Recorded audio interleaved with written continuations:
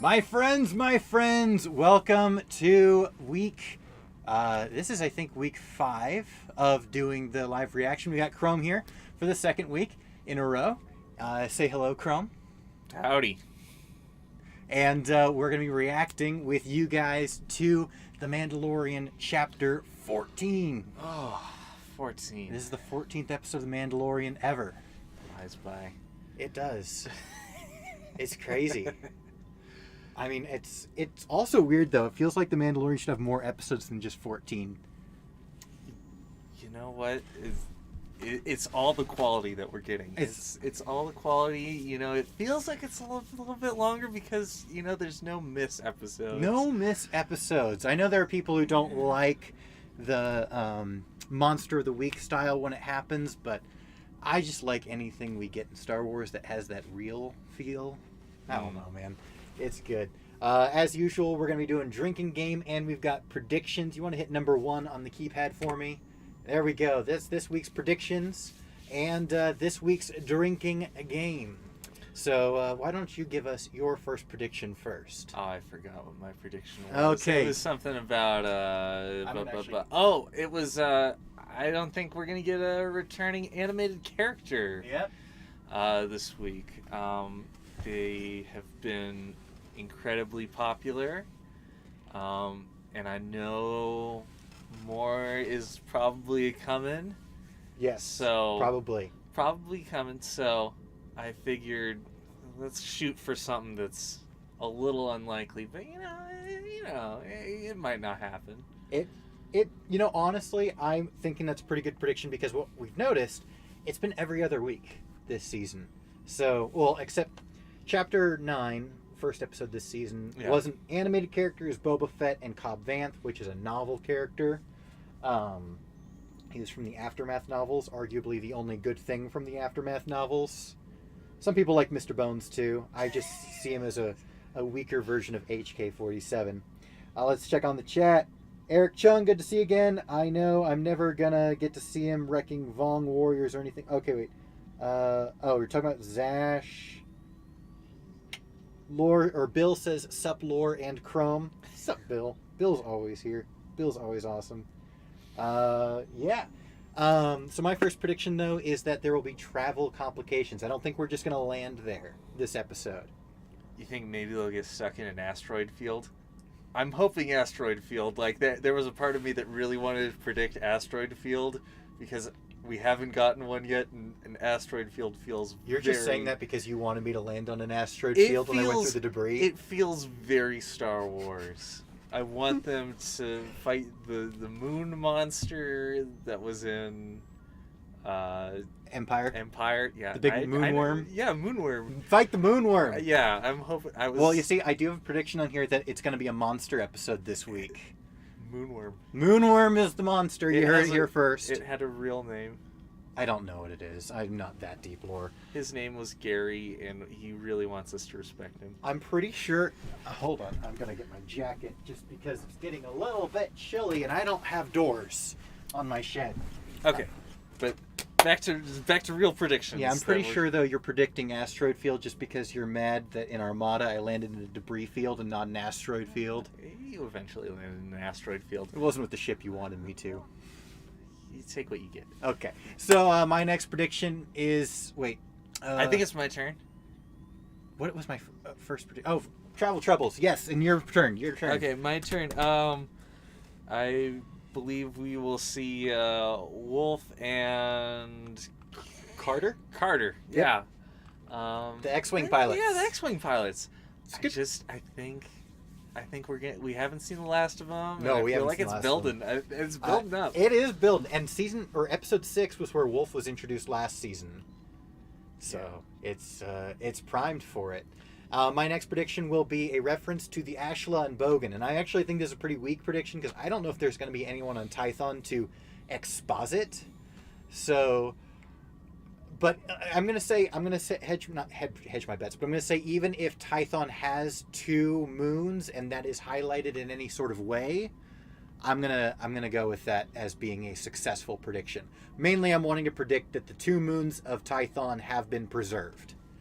All right, what's your next prediction? Okie dokie. I'm hoping for some sort of Rocky-style training montage with Mando and the spear. Actually, I'm not even shooting that high. I'm just saying that he's going to train with the spear. We're building up. He gets a couple spin arounds. I'm going to count that. Practicing it. Sure. Yeah. He might already be great with it. I don't know. Mandalorians tend to be good with all weapons. It's part of their religion. My next prediction, I'm looking at it here on my phone. Some sort of dark side presence. I think the child might have to struggle with the dark side a little bit. Or there may be some sort of dark side cave thing. I'm not talking about a dark force wielder. I'm going to say if that happens, it would technically be under what I wrote, but I'm not counting it. I'm not counting a dark side user. Unless it's a dark side force beast like a Takata. Wait, is it a Takata, Calig? Is that the force hounds that the Sith use? Ooh. I think it's the Takata. They're nasty, man. Those things are gnarly. They're like hounds with with alligator skin and reptile features. They're so kind of like the Sand People dogs. Except the size of like a mule, like not quite as tall as a horse, but definitely bigger than a dog. Well, I'm terrified of mules. My last prediction, I believe, is that the child will save the day. Tukata, yeah, it is Tukata. Yeah. The child will save the day. Wait. The prediction is back, people. The child will save the day. I didn't know this. Unfortunately, at least you didn't played into a hand. Already dealt. Yeah. At least you didn't try insistently for 4 weeks in a row to call it Baby Yoda. Yeah, no, I'm figuring that, we're going to Tython, we're getting into Jedi stuff. I think we're getting somewhere. I think it could happen. Definitely maybe. Could happen. Oh. Definitely could get the child saving the day. And honestly, I was thinking episode 6 or 7 were the most likely for that to happen this season. I don't think it's going to be episode 8 again.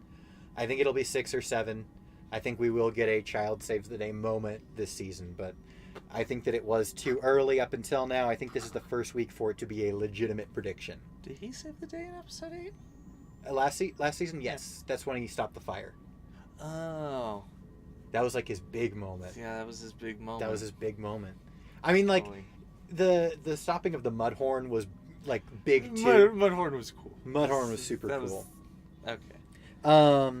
All right, so, yeah, but I am thinking that there's going to be some sort of dark side force beast, because I'm also predicting that this will be a monster villain, not a human villain. Now, if there's both, I'm still counting it. I just think that there will be a sort of monster that they have to kill. Like a moonworm. Like a moonworm or a Takata. Or a Takata. What time is it?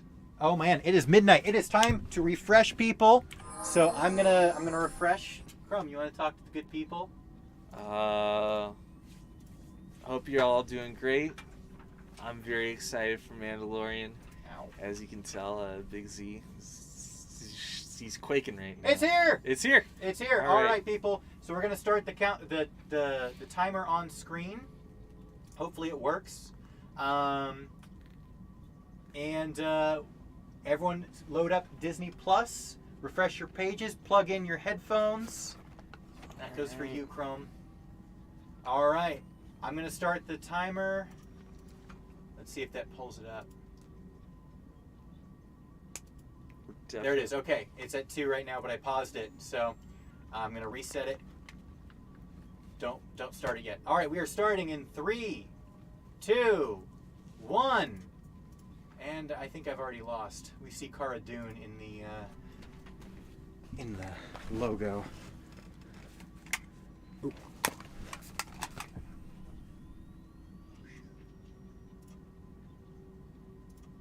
Oh man. I don't like that they're pulling up that screen.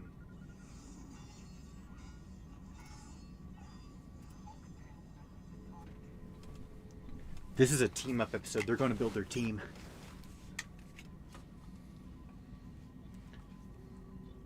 Grogu.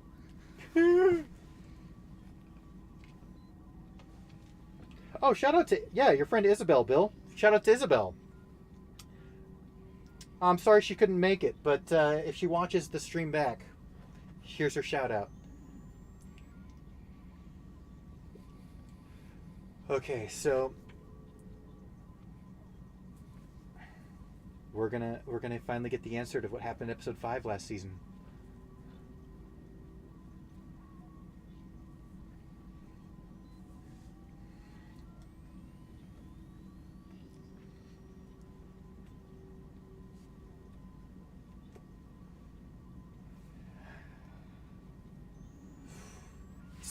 This is what I really wanted, I'll be honest. More Moff Gideon. Dude, his stage presence is just like crippling. And we got some Architans here in honor of Moff Gideon. This is what Moff Gideon commands. This is what Thrawn commands. Just saying.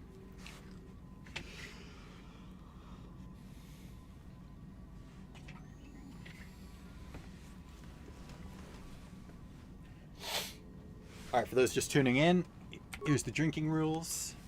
Can't advise you on what to drink. Gotta have the ball.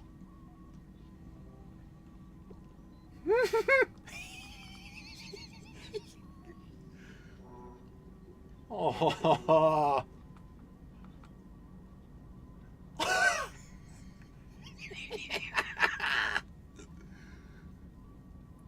Oh.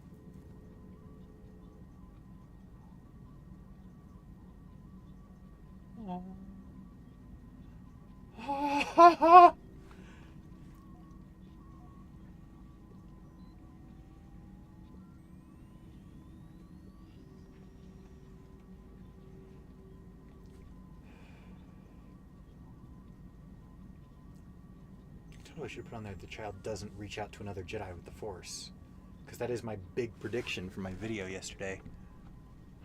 That's a drink, right? Yep, he used the Force. Child used the Force. Child used the Force. Double drink. Oh.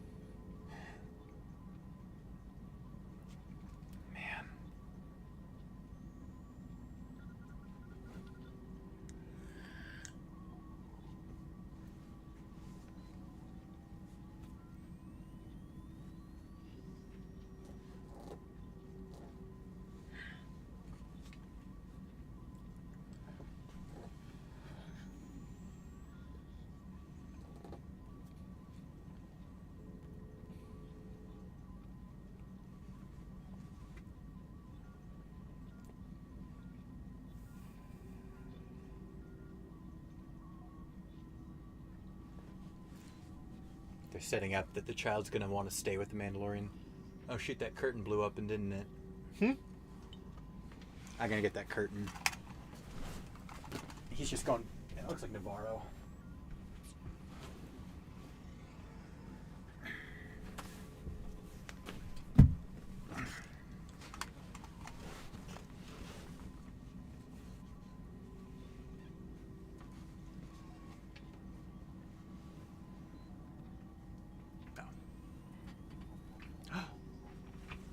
We're on Tython already. That's what he was saying.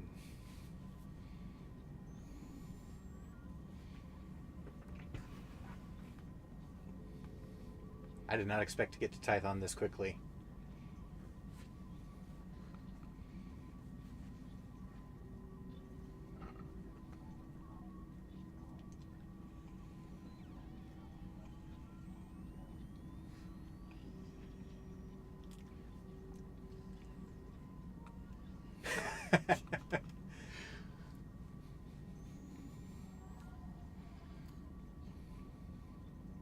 Driving at the top down. That's a Favreau reference to Iron Man 1. When Iron Man's flying. I'm driving the top down. Good old Favreau.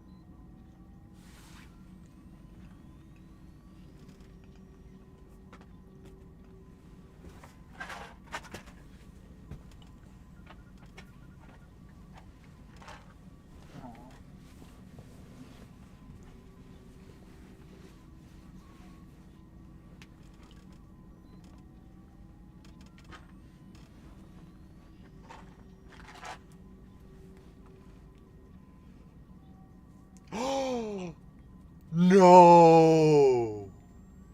No way! I was not. I'm about it. No frickin' way. Give me the man. No way. It was bound to happen eventually. I didn't think it'd be this season. I thought they were teasing him for his own spin-off. Child use the Force.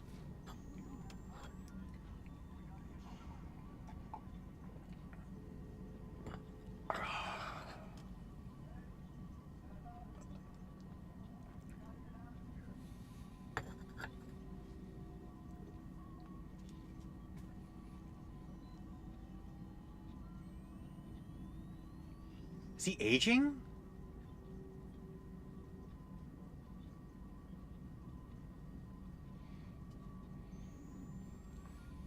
He's still got his Tuscan.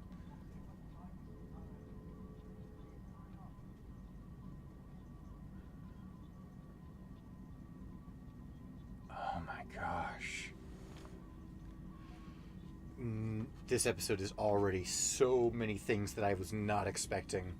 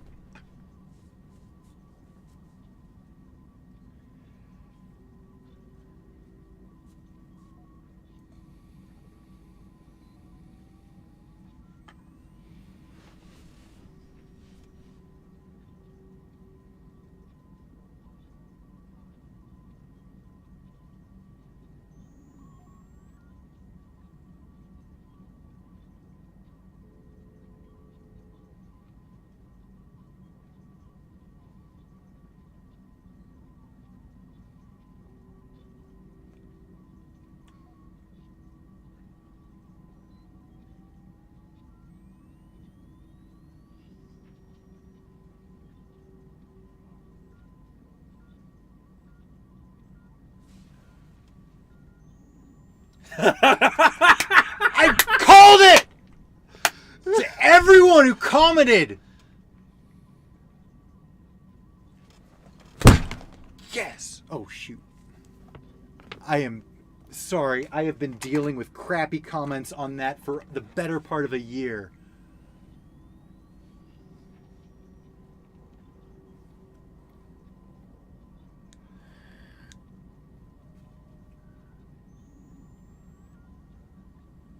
Beskar, that's it.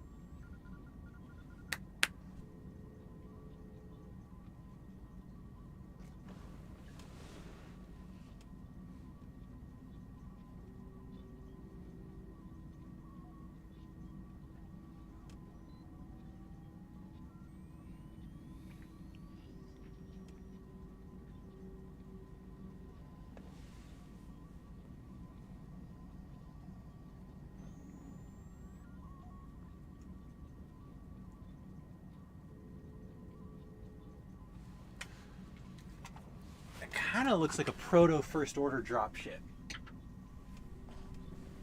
Dude.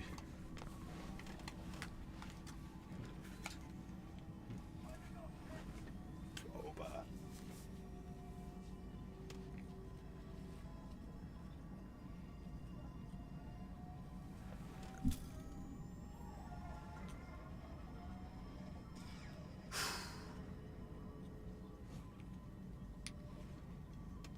You all right?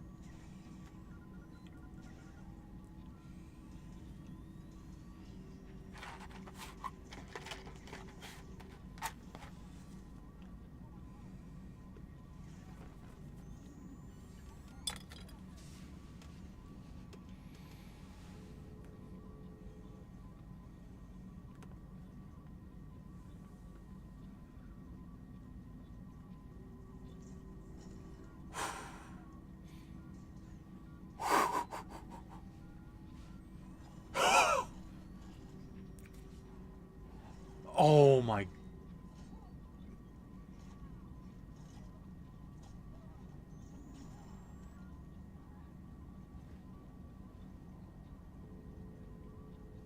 This is Boba.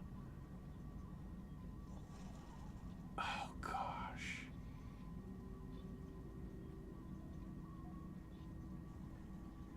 Oh.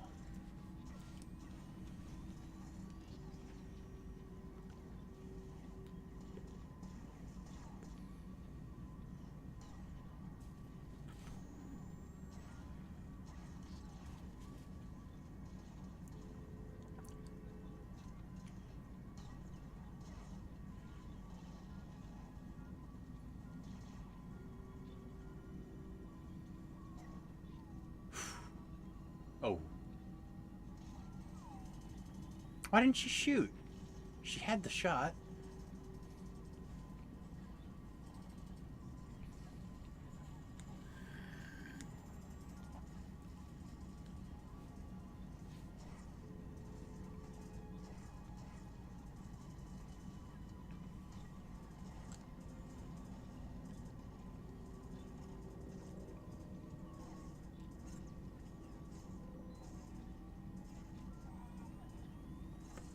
No way.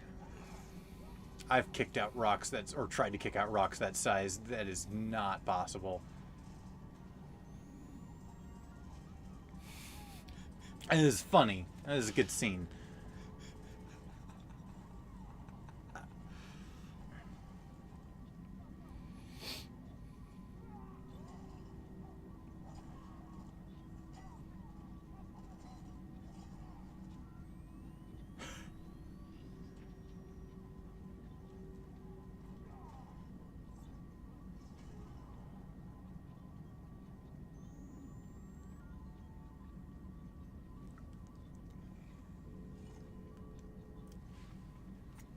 Amanda's not gonna like it if he just takes the armor.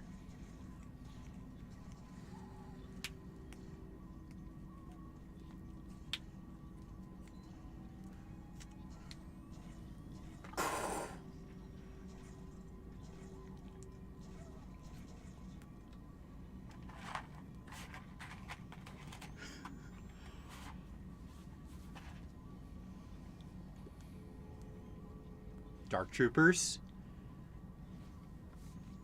This is getting ridiculous. Now there are two of them. This is getting out of hand.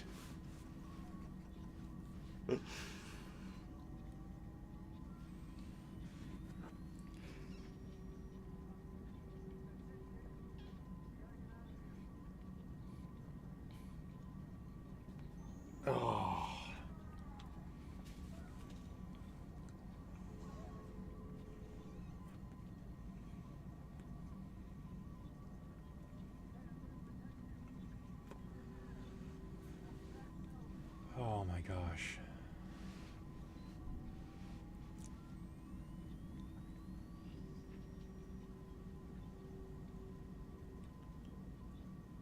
Aw.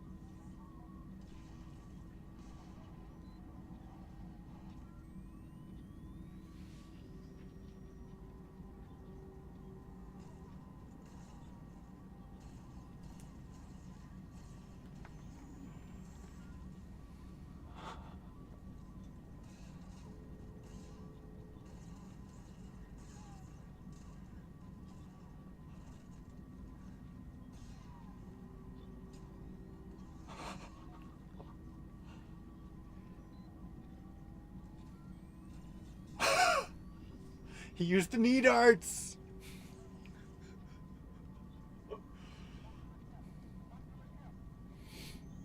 They're retreating.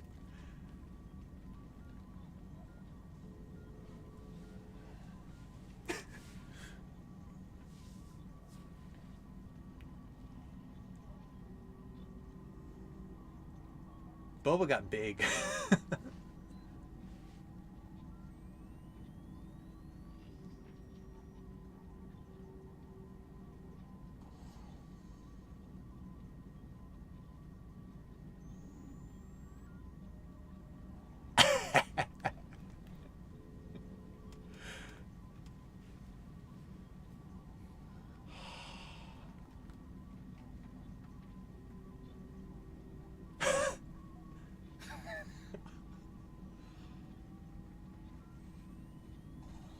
Whoa!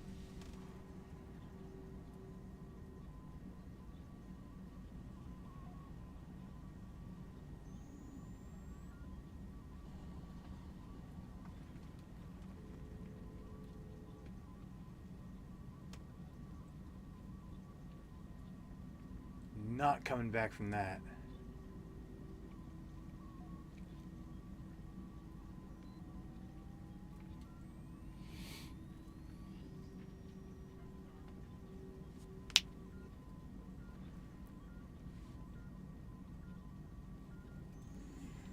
Oh my gosh.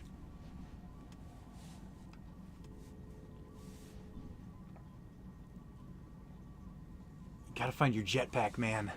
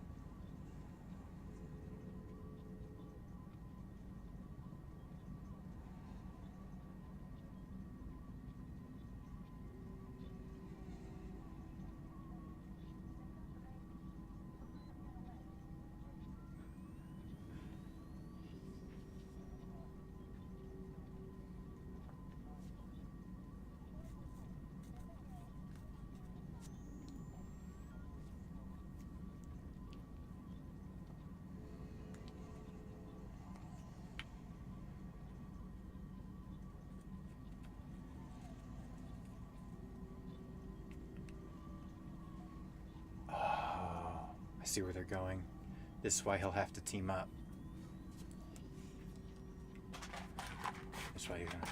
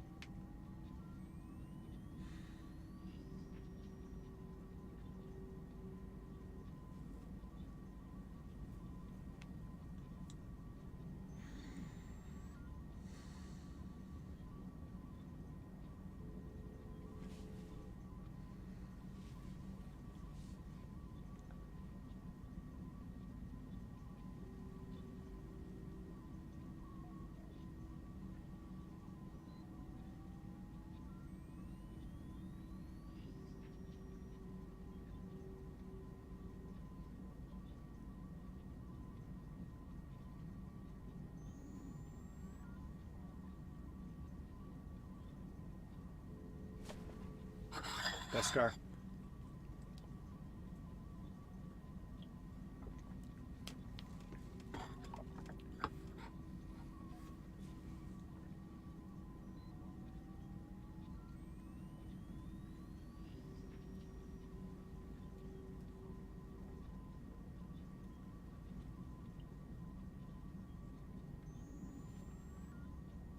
I take it.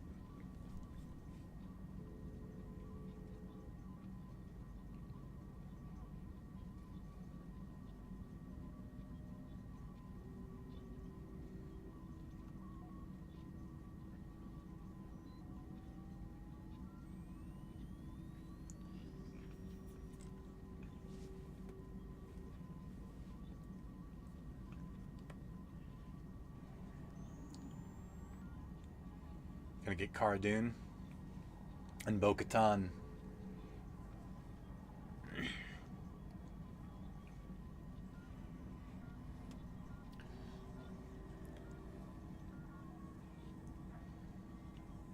Does this count as That's planetary travel. whole drink? Whole drink, gotta finish.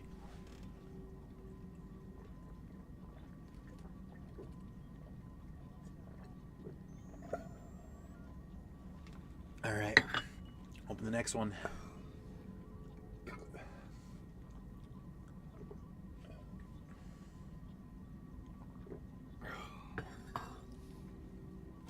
Ooh. He's gonna get Bill Burr back.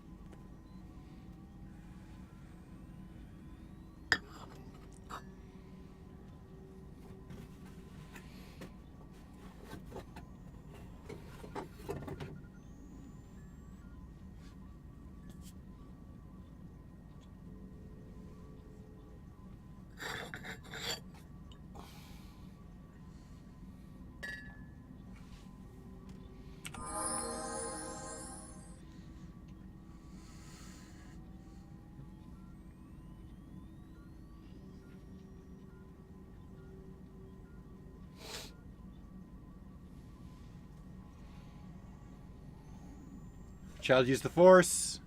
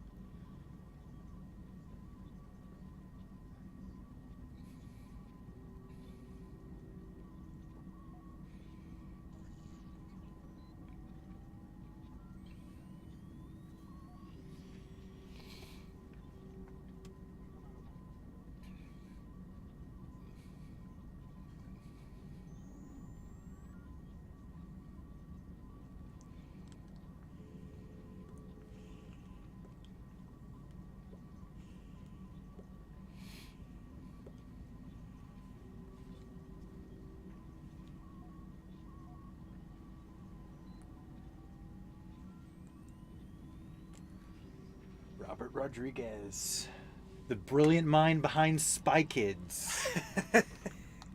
Yeah. Oh my. That was an episode and a half. Oh my gosh. I don't think I expected a single thing that happened that episode. That was unparalleled. I'm shaken. Shaken to my core. Where do we start things Oh my gosh. off? Where do we start? Well, chat, let's start with you. They haven't said anything since Boba came in. That did feel short. I think it was a little short. It is right now. Yeah, it was only 30 minutes. Wow. It's only 12:30 right now. It felt long though. Like, I mean, it feels like we didn't start that long ago, but like at no point in it was I feeling like it was moving too fast or like not enough happened. Not enough. Like, everything happened. Everything happened. Everything happened. Because I've been wondering, okay, I know he's going to team up again with either Cara Dune or Bo-Katan. Like, he's going to build a team like he did last season. Like, I knew that was going to happen. Yeah. But I was like, I wasn't seeing the why. I wasn't seeing any, reason for that. And so as soon as the Dark Troopers went down, I'm like, they're going to get the child. This episode's going to take them 2 episodes to get him back. Or, if they even get him back at all this season, happy endings aren't guaranteed. Gosh. So, I mean, we know Bo-Katan has to show up. Or, actually, we don't know she has to show up this season. We know she's after the Darksaber. We know she's hunting Moff Gideon. I think it's very likely Bo-Katan will be showing up either next episode or the finale. Yeah, I'd put money on that. I'd put money on that. Oh my gosh. I mean, I was thinking there's a possibility that Boba Fett would team up at the end. But I thought more so, I think they're setting Boba Fett up for his own spin-off series. Here's the question. Do you think he'll go get Ahsoka to get her to team up? Because after last week, so we only know, so Moff Gideon says he's in a duel with the Darksaber. I always assumed it was a lightsaber duel. Once he got the Beskar staff, I'm starting to wonder if there's actually going to be a lightsaber duel this season, because all he says is he's in a duel with the Darksaber. He doesn't say he's fighting against another lightsaber. So it could have been the Beskar staff. Mm-hmm. So, because they gave that to Mando for a reason. Yeah. And I think that reason is he's going to go down against Moff Gideon with the staff, because Moff Gideon's got the Darksaber. Of course, Mando doesn't know Gideon has the Darksaber, but yeah. He'll find out. It'll come handy. Oh my gosh. So I guess we start with Boba Fett. So is he Mandalorian? He's not. But his dad was a foundling. Now here's the thing though. Foundlings are expected to raise their children as Mandalorians, but then again, Boba was 9 when his dad died. So he could have been raised as a Mandalorian until he was 9 and then walked away from the creed, which by the way, it's like Mando Din Djarin being nice to Boba by saying, okay, that counts, because actually that doesn't. If you walk away from the Mandalorians, it doesn't count. You forfeit your right. Doesn't matter if your parents were Mandalorians. You walked away from the creed. Because it's both a faith and a lineage. And by becoming part of the faith, you become part of the lineage. So, and by walking away from the faith, you forfeit your lineage. Mm-hmm. So lineage by itself means nothing, and faith by itself means nothing. You have to have both. So Boba's not a Mandalorian. He should, by the true creed, he shouldn't have been given the armor back. But, Din Djarin was being nice in, a misunderstanding how the creed works. I don't think he actually misunderstands. I think he was intentionally being gracious with Boba because he wanted Boba to have the armor back, because Boba helped protect the child. Oh my gosh. So Jay Rolla says that what if season 2 has a downer ending like Empire? Ooh. I like where your head's at. I like where your head's at. I think that's a really fun possibility. I mean, I'm going to hate it because we have to wait a year, but it's you know, we know that Favreau and Filoni really look up to the original trilogy. Boba was in Empire. Boba's in this season. What? Boba was so cool. Oh my gosh. They did Boba justice. I finally... See, here's the thing. I have always been a Django fan. And I think there are two main reasons. One, I love Temuera Morrison. And one and a half is that we see Django's face. But then two, we see Django fight. Yeah, Django has that awesome fight scene. We see Boba fight all of once. And he fights for all of 14 seconds before some blind guy accidentally jabs him in the jetpack. I think there are a lot of things that we could complain about in... But I think I want to hear... I know I've heard it before and I remember it, but I want you to say it on the stream. What was it about you that made... Because I was always the Django fan, you were always the Boba fan. And you'd articulated so well why Boba had captured you. So, when you're watching... Empire. There is no one scarier than Darth Vader. He is walking around. He's constantly choking people out. He finally gets his own theme song. He gets his own theme song. People are terrified of Darth Vader. He's constantly talking down to people. And the only person he treats as, I would say, equal is Boba Fett. And it's that little touch of, oh, here's just a simple man. Not a Mandalorian. Making his way in the universe. Who is on par with Darth Vader. By the way... Oh, wait, no, I want to... Yeah. That was beautiful. Thank you. Yeah. I mean, yeah, I think that once I'd heard you said that, Boba made a lot more sense to me. The infatuation. I mean, obviously, yeah, his armor looked cool and things like that, and I credited him with that. But I was like, yeah, but Django has the same armor, but it's shiny. Yeah. Yeah. And we actually get to see him fight and go toe to toe with Jedi. By the way, I'm just a simple man trying to make my way in the universe. He said that here. Django said that in Attack of the Clones. I was just feeling so much hype. I was like, that was too much hype. Too much hype. I was shaking around, pulling my headphones out. So glad they used that line. I'm just a simple man trying to make my way in the universe. Temuera Morrison saying that line again after 18 years, by the way. 18 years ago was when he said, I'm just a simple man trying to make my way in the universe. By the way, Attack of the Clones, the first Star Wars movie I saw in theaters. Oh. And it was weird because we were going through the Star Wars in the order they were released. That was what my parents did with me. Yeah. So I had watched, but 2 was weird. I hadn't seen Return of the Jedi yet, and I hadn't seen Phantom Menace yet. So I watched 4, 5, then Episode 2, then 6, then Phantom Menace. That's the weirdest order I've ever heard. It's almost machete order, except Revenge of the Sith wasn't out yet, and we did watch Phantom Menace. But machete order, by the way, is where you watch 4, 5, 2, 3, 6. You skip 1. Because what's considered to be like the pinnacle order is 4, 5, 1, 2, 3, 6.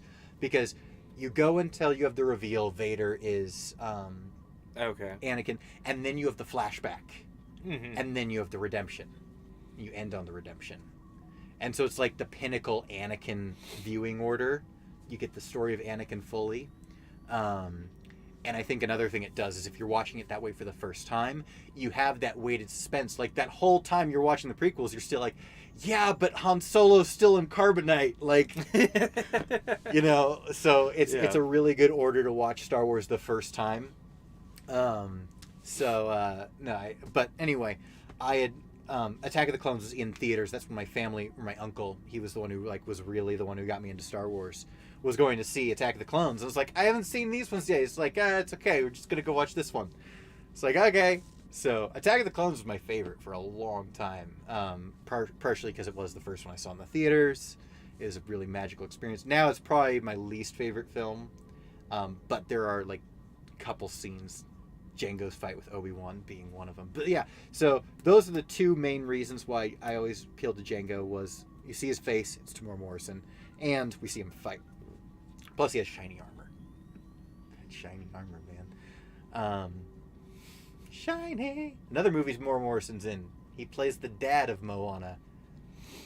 Okay. Let's get back on track. I'm back on track. Sure, I guess. I just want to talk about Tamora Morrison. And okay, let's see. Wait, let me check with the chat real quick.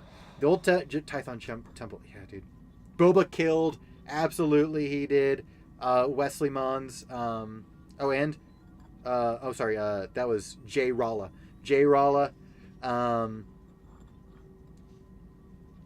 Open Seasons is canon. Open Seasons, doesn't Bo-Katan have to get the Darksaber? Yes, Bo-Katan does have to get the Darksaber. Boba will mentor to teach Mando how to be a badass.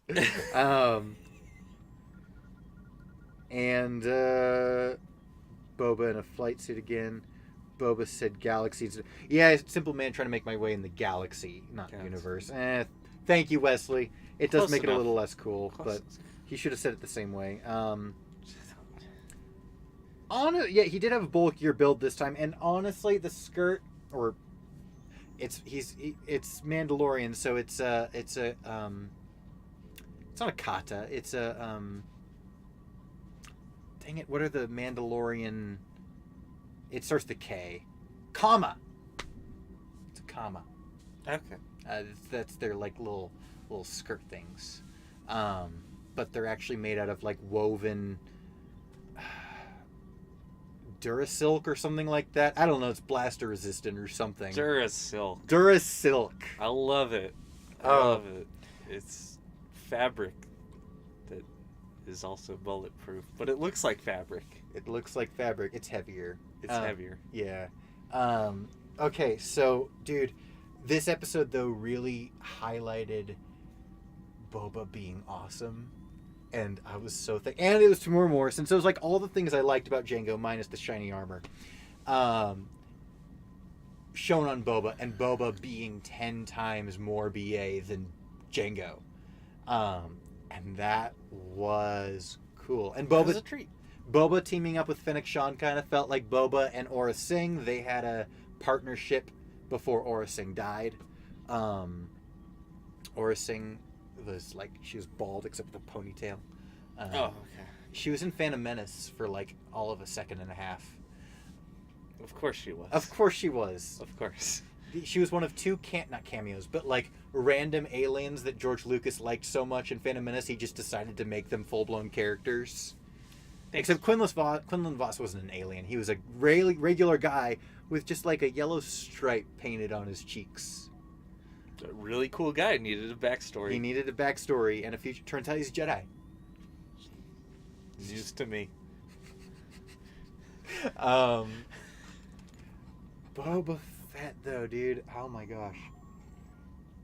When we got that little, like, previously on Mandalorian, and it opened with Boba walking up to Fennec Shand, I was like super thrown off by that. Yeah. I was like, how is that going to play into this episode? Are we going to get her return? Are we going to get Boba's return? Or are we going to find out who was the one who walking towards it? It was Boba. I did write a theory that it was Cad Bane. I didn't like believe that theory, but I thought it was like a fun thought experiment. Yeah. I thought most likely it was Boba, but still, dude, like, Boba Fett actually here with the Mandalorian, and they had to make him 10 times more decimating than Din Djarin. Like, he and Fennec are like having a hard time together, and she can't miss, and every shot is just bouncing off him, and then Boba comes in, and they're not even doing anything anymore, and he just, until they retreat, it was just ridiculous. the real question I want to ask is, this felt like 10 times the effort it would have taken to take it from Cobb. Oh, you're asking why Boba didn't take the armor from Cobb? I'm not even asking. I'm just saying this was 10 times the effort. After that, I'm like, yeah, he probably could have just taken it off Cobb. Cobb's good, but he's not that good. He's a man. He's really just a man trying to make his way in the universe. He's just a dude. He's not a legend. Yeah, rip Razor Crest, though. That was wild. Remarkably unexpected. Took me off guard. I didn't expect... Here's the thing. What's the future of this show without the Razor Crest? Because we know that for the last 3 seasons, he'll be on the Slave One. Or 3 episodes. He'll be on the Slave One. Sure. Maybe. Certainly. This next episode, he'll be on it. You don't think he'll be on it the one after? I'm just leaving space. I'm leaving space. We're getting Bill Burr back. We're getting Bill Burr back. I heard him say, like, we're looking for Sharpshooter Mayfeld. I'm like, man, that's Bill Burr. Bill Burr is coming back. And then, like, a second after I said that, he showed up on the screen. Oh, gosh. Maybe he's going to make another joke about the Gungans. That was his best line. Oh. Okay. So we're getting Prison Break 2.0. Yep, we gotta get. Oh, that's what next episode will be. They're gonna have to do Prison Break to get. They're like, hey, that was our most popular Monster of the Week episode from last season. Let's just do that again. Except this time, it'll be connected to plot because we have to get Mayfeld out in order to find Moff Gideon. So next episode will most likely be breaking Mayfeld out of prison, which will be the return of Wolf and Carter. Oh, no. Oh, yes. Yeah. Yep. That'll be where they come in. Yep, that'll be where they come in. Because he's going to have to break Mayfeld out of prison. And then they're going to have to hunt for Moff Gideon. But here's the thing. What if it's actually not the Empire's the main bad guy, but by doing this, he makes himself an enemy of the New Republic, and the next season will be him versus the New Republic? Oh... It will make my soul hurt. To not have Gideon as the bad guy? Well, not to have him. Don't.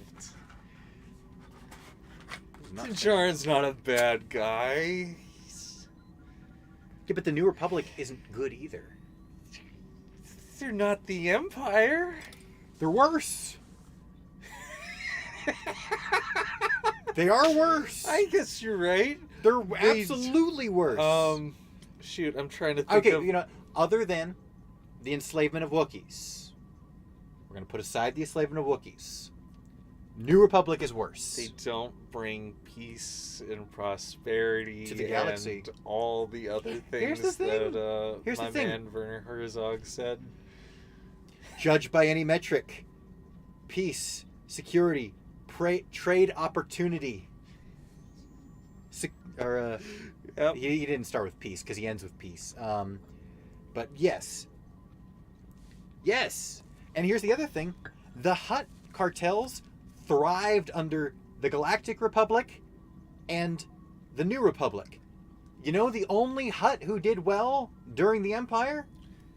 Jabba. You know why Jabba did well? The Empire ignored Tatooine. Because Darth Vader hated it. I wonder why he hated Tatooine. Not gonna say it this They time. killed all the other major Hutts. They stopped the spice trading of Kessel. That's really the takeaway from Solo, is that, hey, the Empire finally got around to taking over Kessel and stopping the drug and slave... But the slave trade of the Pikes was insanely more dramatic and more oppressive than the Empire. The Empire stopped it.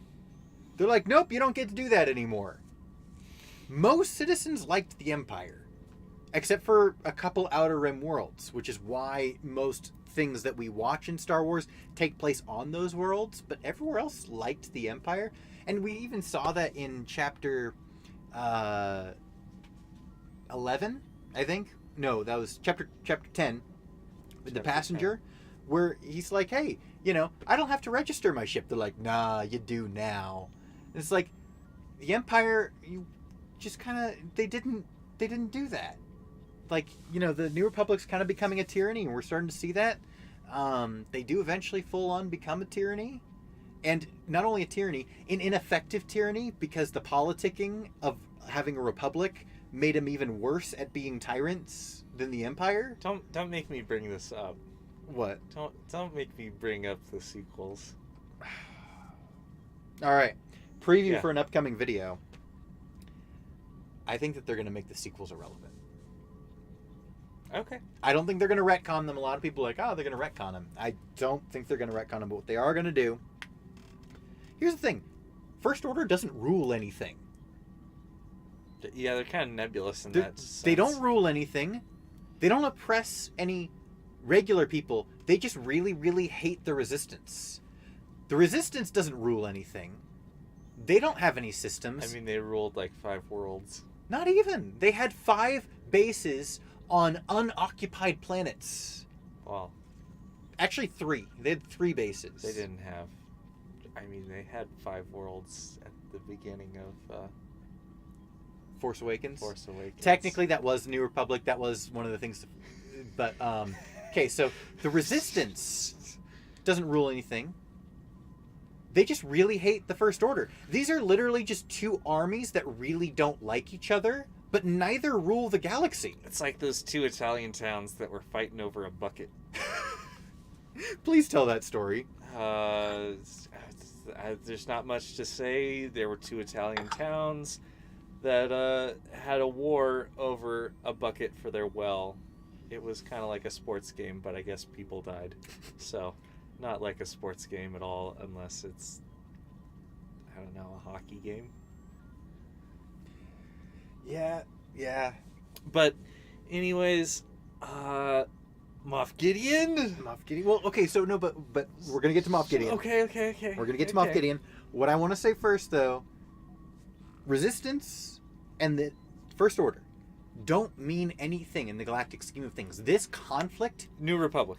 No, Resistance. Resistance. Sequel trilogy. We're talking sequel trilogy. I thought they were the new. No, that was the Resistance. Okay, yeah, they were the Resistance and the First Order don't mean anything. Like, the Resistance could have... the First Order could have meant something if they had succeeded, but from a galactic standpoint, they don't mean anything. Like, no one rules anything. No one has any systems. They're just 2 armies that really don't like each other. So from a galactic standpoint, that conflict wasn't even a blip on the radar. What could be a blip on the radar is the return of an Imperial remnant led by Grand Admiral Thrawn and Moff Gideon.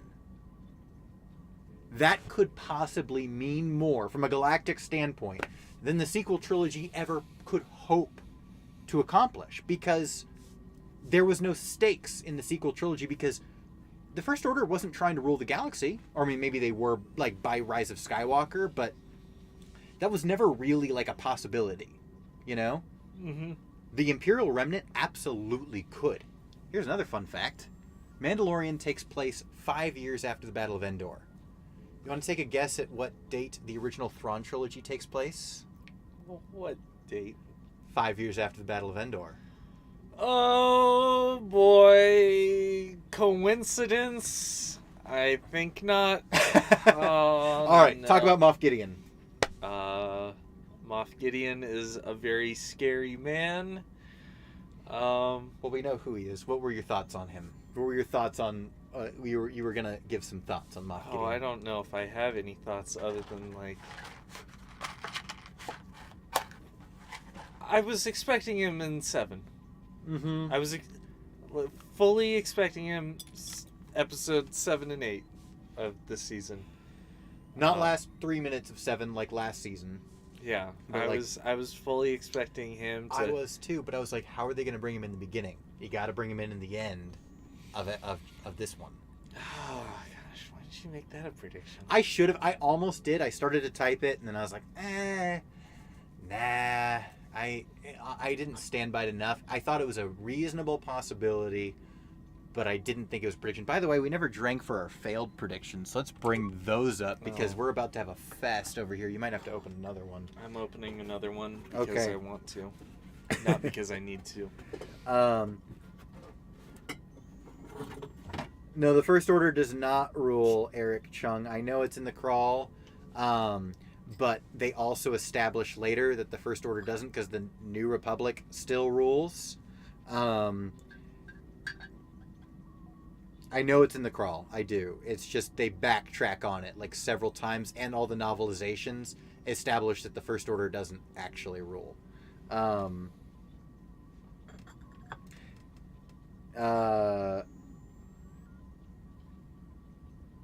No, the galaxy's not anarchy because the New Republic rules. The New Republic just isn't in the conflict because it's not actually a galactic conflict. The First Order rules some systems, barely any systems. Yeah,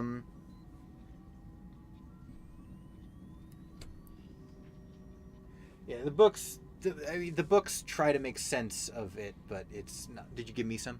I did give you some, but I... No, it's fine. If you run out, I can give you more. We've got more if I run out. So let's look at failed predictions. So I had travel difficulties. I mean, I'm not going to count the Razor Crest blowing up. I was expecting there to be, like, space debris. I'll drink that one with you, though. All right. Why are you drinking that one? Because I very much see the Razor Crest blowing up as a difficulty. Right, so remember the rules are, if I get a prediction wrong, I have to drink. If I get it right, Chrome has to drink.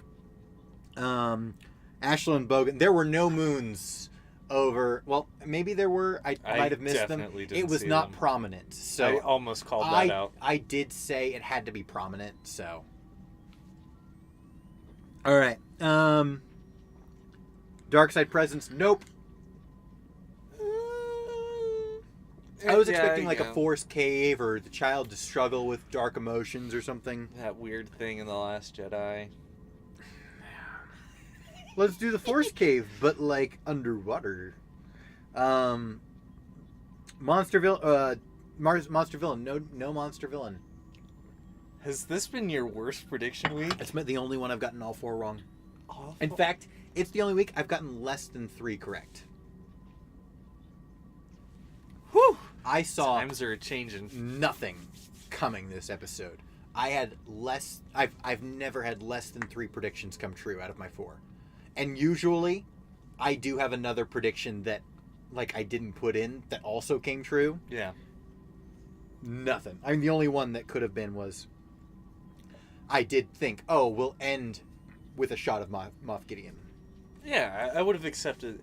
Like, I can see that, but like I was figuring like, Moff Gideon's gonna be prominently featured in. Yeah, I started to write that too, but I went back and forth. I was like, should I do this? Should I do that? And then I just ended up doing Dark Side Presence instead.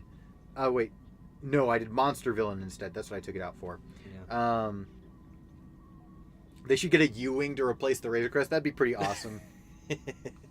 All right. Legends post Return of the Jedi canon was better than canon. Well, here's the thing, Callig.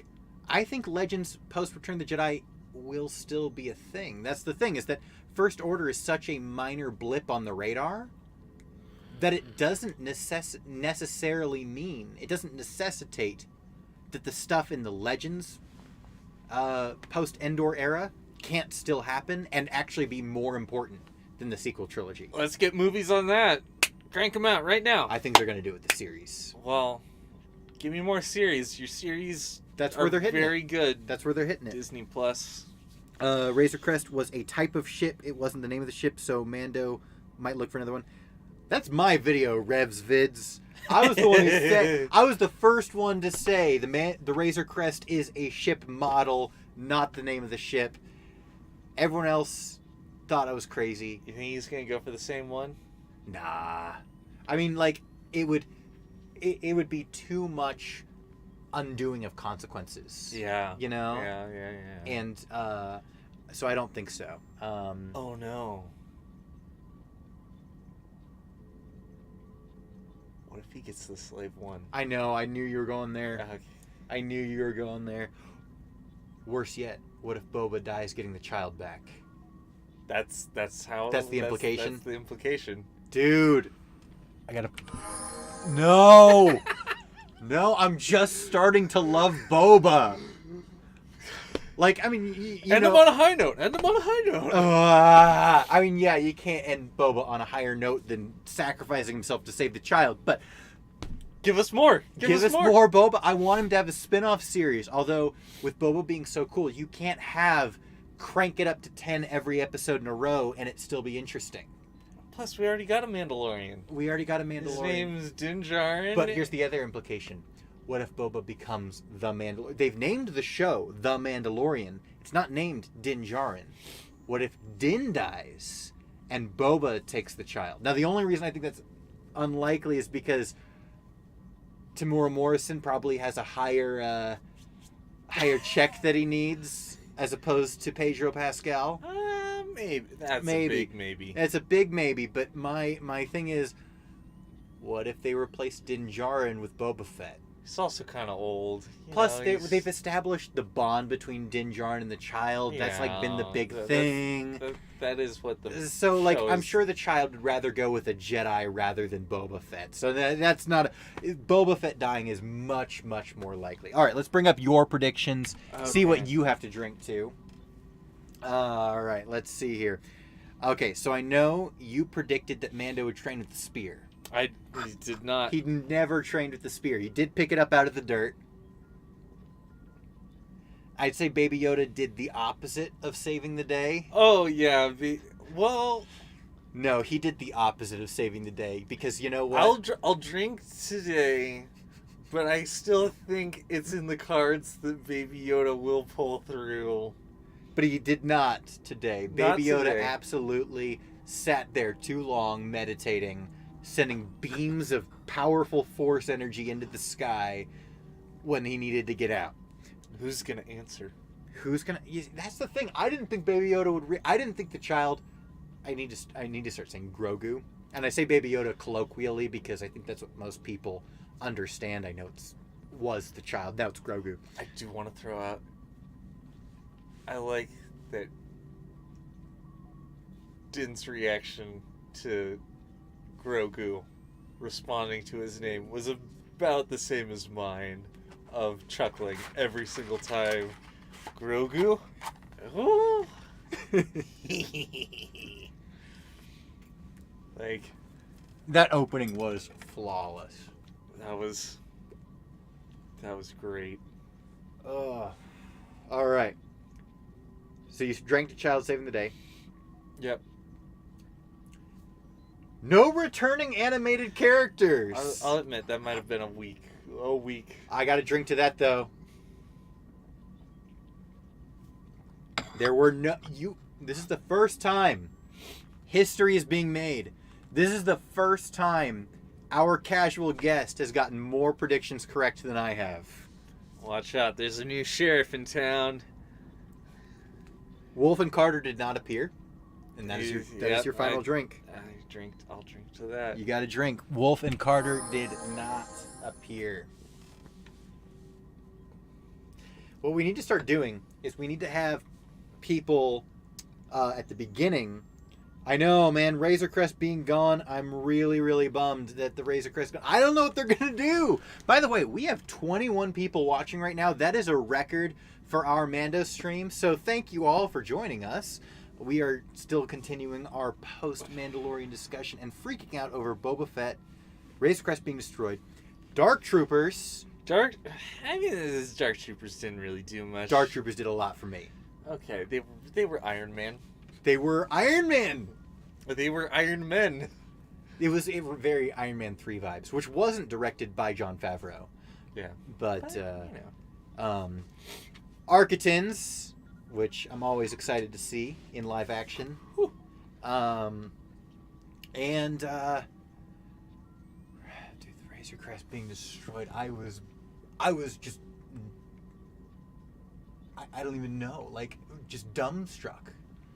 Yeah, I mean, I know. By the way, I've seen a piece of junk.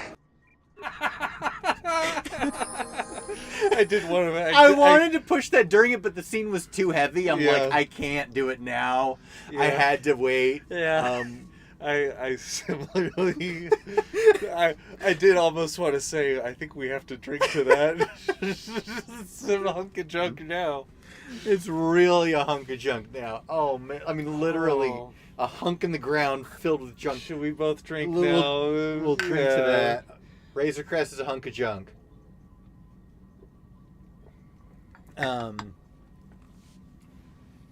right, let's see. We got some more chat thingies. Will there be a time skip between season 2 and 3? Dude, I don't know. We're gonna have to see where episode 8 goes of season 2 because, my inclination is to say he'll get the child back, but at the same time, you know what? Who was it? I want to give credit again because this guy was super insightful. Mirroring. Jay Rolla said that that's a possibility it'll mirror Empire Strikes Back, having kind of a cliffhanger ending, which we haven't gotten from Star Wars probably since. I mean, if you're not counting like animated series, we've got them in animated series, but on screen, live action. I mean, probably since Revenge of the Sith kind of counts, but like we know where it ends. We already have. We already have the cliff end, so the cliffhanger isn't suspenseful. Would you say? I might say Clone. Well, Clone Wars. Attack of the Clones is sort of like it's more of an uneasy. It's not strictly like a bad ending. It's just like things are going in a bad direction. Yeah. It's not a cliffhanger, but yeah, I'd say Empire's probably the last time we got it, and because the sequels never had a cliffhanger ending. No, sequels didn't have a cliffhanger. Rogue One and Solo didn't need cliffhangers. They were just unless you want to count Maul showing up in the last 14 seconds of Solo. I don't. That was more. I feel like that's more. That's more. Caesar. Hey, people who don't watch the anime series, yeah, Maul is still alive, by the way. His legs are bionicles now. Bonkles. I'm looking over there, wondering if I should pull out a bionicle, but I've decided against it. I still argue with you on the Ahsoka series. I don't feel like that was. I feel like the Maul bit was more of a teaser than the Ahsoka piece that we got. I think that they've set up the fact that they're going to do an Ahsoka series. I think the fact that they've introduced a villain that is not Moff Gideon, because Moff Gideon will remain the villain of Mandalorian as long as he's alive. Yeah. Thrawn will not become the villain of the Mandalorian. I think Thrawn will be the villain of a different... Actually, I think Thrawn will be the meta-villain behind and manipulating all the individual villains of the new Disney Plus MCU of Star Wars. Do you think we'll see Thrawn? In this season? Maybe. Okay, I'm going to say this. If we see Thrawn this season, it will be the last 5 minutes. We're getting rid of the Razor Crest drink. Yeah. On the drinking game, and I'm saying if we see Thrawn, we got to finish our drink. Thrawn appears on like a hologram. Oh yeah. So if Thrawn shows up, he will be in a hologram. Absolutely. And it will be the last 5 minutes of chapter 16. Yeah. And it will just be revealing Thrawn is connected to Moff Gideon. It'll be kind of hard to tell that he's blue, though. It'll be the red eyes. That'll be... And... My joke is that the holograms are blue. The holograms are already blue. So, yeah. Maybe that's why the Empire accepts him. Bill says The Force Awakens was definitely a cliffhanger. Oh, you know what? You know what? Actually, I thought you were being sarcastic, but then I remembered the whole lightsaber handing thing.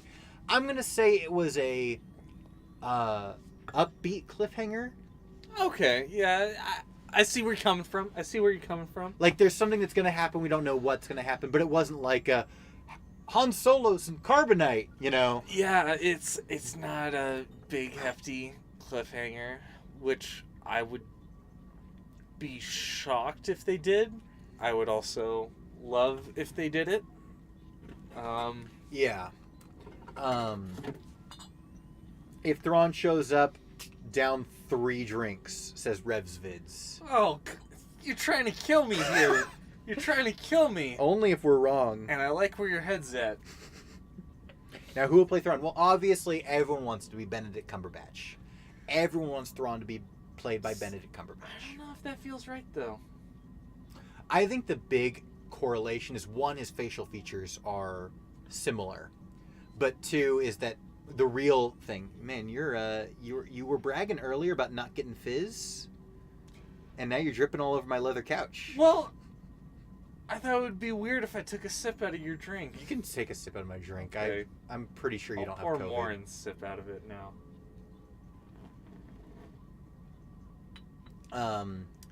But I think he played Sherlock Holmes, and Thrawn is based on 2 people, Alexander the Great and Sherlock Holmes.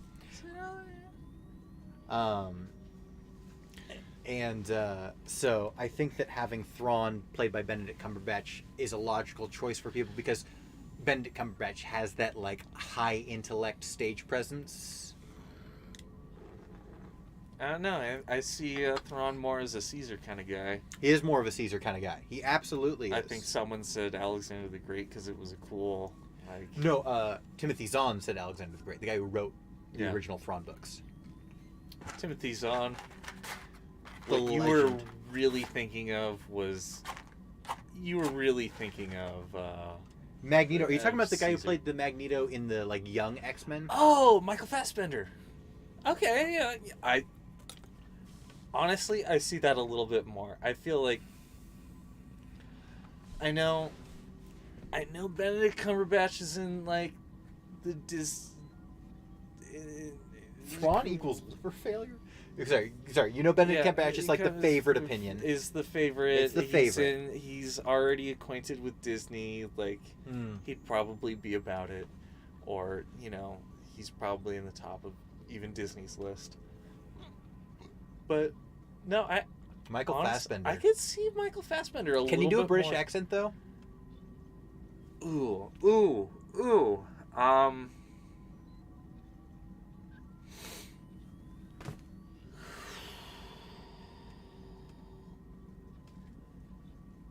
I'm forgetting the actor's name, and I feel terrible. He plays Hans Landa in Inglourious. He plays the dentist in... Willy Wonka the Chocolate Factory? That's Christopher Lee. No, not Christopher Lee. You actually haven't seen this guy's performances at all. Probably not. But I think... I can't remember the actor's Oh, name. It's Bill bothering me. pointed out that Fassbender played Macbeth. Yep. And he also said Christopher Waltz. Is that who you're thinking of? Christoph Waltz. Dude, I Bill think- McLaughlin always comes in clutch. Thank you so much. Christoph Waltz, I think, would do It a is Christoph, phenomenal... sorry, Christopher. It's Christoph Waltz. Would do a phenomenal job with Thrawn, because often he does kind of a goofy character a little bit, but when he's serious, I think he does play the thinking 5 steps ahead game very well. Okay. And he does the art thing very well. He comes off as the most cultured person every time he's on screen. That's what I want from Thrawn. Yeah. Now, can he do it with the breathy voice, though? Because they've established in canon Thrawn as a very breathy voice. I think that's the only thing that I'm not so sure about. But I think in every other way, I think he would make... And I guess the other thing is he's older. That's okay. Thrawn is close to 60 or 70 by the time of this. But he's a chiss. So we don't know how they age. As IG-11 says, some species age differently. But, Thrawn is old. We got to remember that. Thrawn was in his 30s during the Clone Wars. He was older than Anakin. What was he getting up to? In the Clone Wars? Yeah. He was still with the Chiss Hegemony? Chiss Ascendancy? Getting up to no good. No, he was... He was still a good lad back then. Well, see, that's when he was still a... He was still considered a preteen in their eyes? No. Oh, okay. But, he was certainly considered young to be so high in rank by their standards. Let's see. Idris Elba. I like where your head's at with Idris Elba. That's a wild card pick, but I love it. I love it. I feel weird about making another black person blue, but I'm about it. Oh man, no comment. No comment. So another black person. Were we talking about Zoe? What's her face? Yes. Okay. Well, she was green though.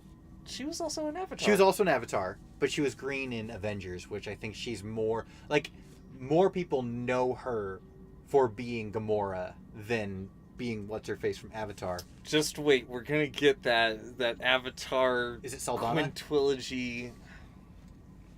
Zoe Saldana. That sounds about right. Okay. That sounds right. Oh, they can make him look like Thrawn. Yeah, no, they can. They absolutely can. I think it was more the political implications of black people are other colors other than. Yeah. I think that was your implication, right? It wasn't like it wouldn't be possible from a makeup or CG standpoint. Yeah. It was more of an implication standpoint. There's just a weird track record. Ahsoka was Rosario Dawson. Yeah. Gamora was Zoe Saldana. The Ula from the original Revenge or Return of the Jedi was, I don't remember the actress's name, but she was also black chick. Who's the lady who kept on getting, who's same race as Ahsoka, who keeps on getting killed? Oh, Shakti. What was that actress? I don't know her name. Was she black too? I have no idea. Oh. I just thought it was a fair guess that Shakti. Probably. Poor Shakti. She's been killed 8 times. She was killed by General Grievous in the beginning. No, wait, she was killed by Anakin in the library. Nah, she survived and was killed by Darth Vader later. Poor Shakti. It's she's got to die somewhere, man. Can't catch a break. Oh, man. Let's see. Oh yeah, no, sorry. We've been slacking on the chat right now because we're kind of in a flow right now. So we're gonna look at the chat. Let's look at the chat. Yeah, because it's actually popping a little bit more than the past 2 weeks. So we've got some of your answers. He has most of them, and I have 2. We'll get mods eventually. Shakti is a literal cat, says Calig. Sometimes a lot of effort when you could similar facial structure, just paint them blue. Yeah, that's true. Yeah. And that's kind of what people were wanting about Benedict Cumberbatch was they use a very similar facial structure. We know he can do the voice. Yeah. And he has that analytical mind, but what he doesn't have is the cultured. He comes off as more eccentric. Yeah, I think what Benedict Cumberbatch comes off as is what's the word? I've had too many beers.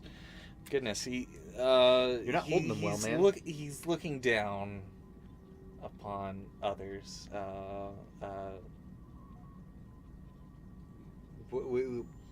Benedict Cumberbatch? Yeah, Benedict Cumberbatch. Oh, he I know you look down his nose at people. Looking down his nose at other people. He does that really well. He has a superiority complex. Yeah. He does the superiority thing really well. He does the superiority. Yeah, but Yeah, and that does work fairly well with Thrawn. By the way, to summarize for Joshua Kim, what's today's storyline without spoiling it? Chrome, you want to take this one?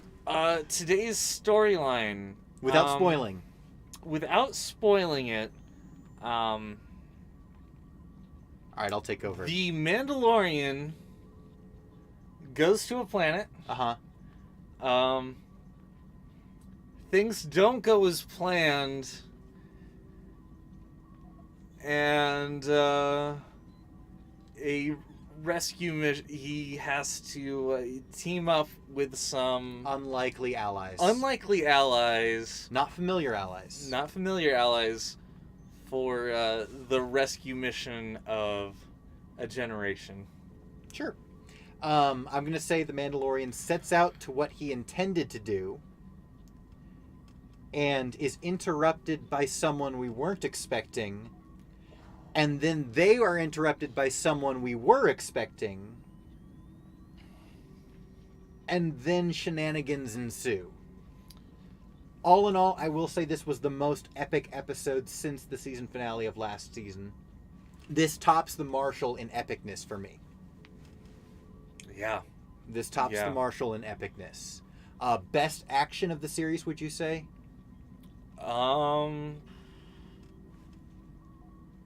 No. Okay. Yeah, this is about as cool as the Mandalorian gets. Joshua, we are going to keep talking spoilers, so if you want to click off, there is no shame in that. I understand where your heart is, and I respect your decision if you decide to click off. Yeah, or what you should do is put this on like your phone while you watch the episode on your computer, scroll back to the beginning, and watch our reaction as the episode unfolds. We've got a timer on the top. It should be here. It's actually still running. It's right above right me. there. And we're gonna you get to see how insane this episode was. So scroll back to the beginning, start watching the episode for yourself because it's a big one. I'll spoil one thing right now. Chrome was the only one to get anything right. He got one thing correct. I was incorrect on all four, which is the first time I've been incorrect less than 3 times. Less than 3 times.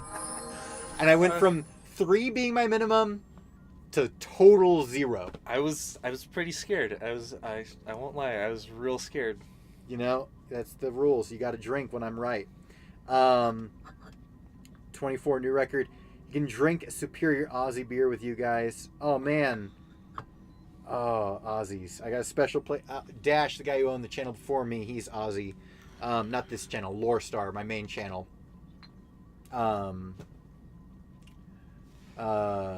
see. Answer more questions. I'll be right back. Okay. Yep. I might actually ask you to take over talking to the chat for a little bit because I've also...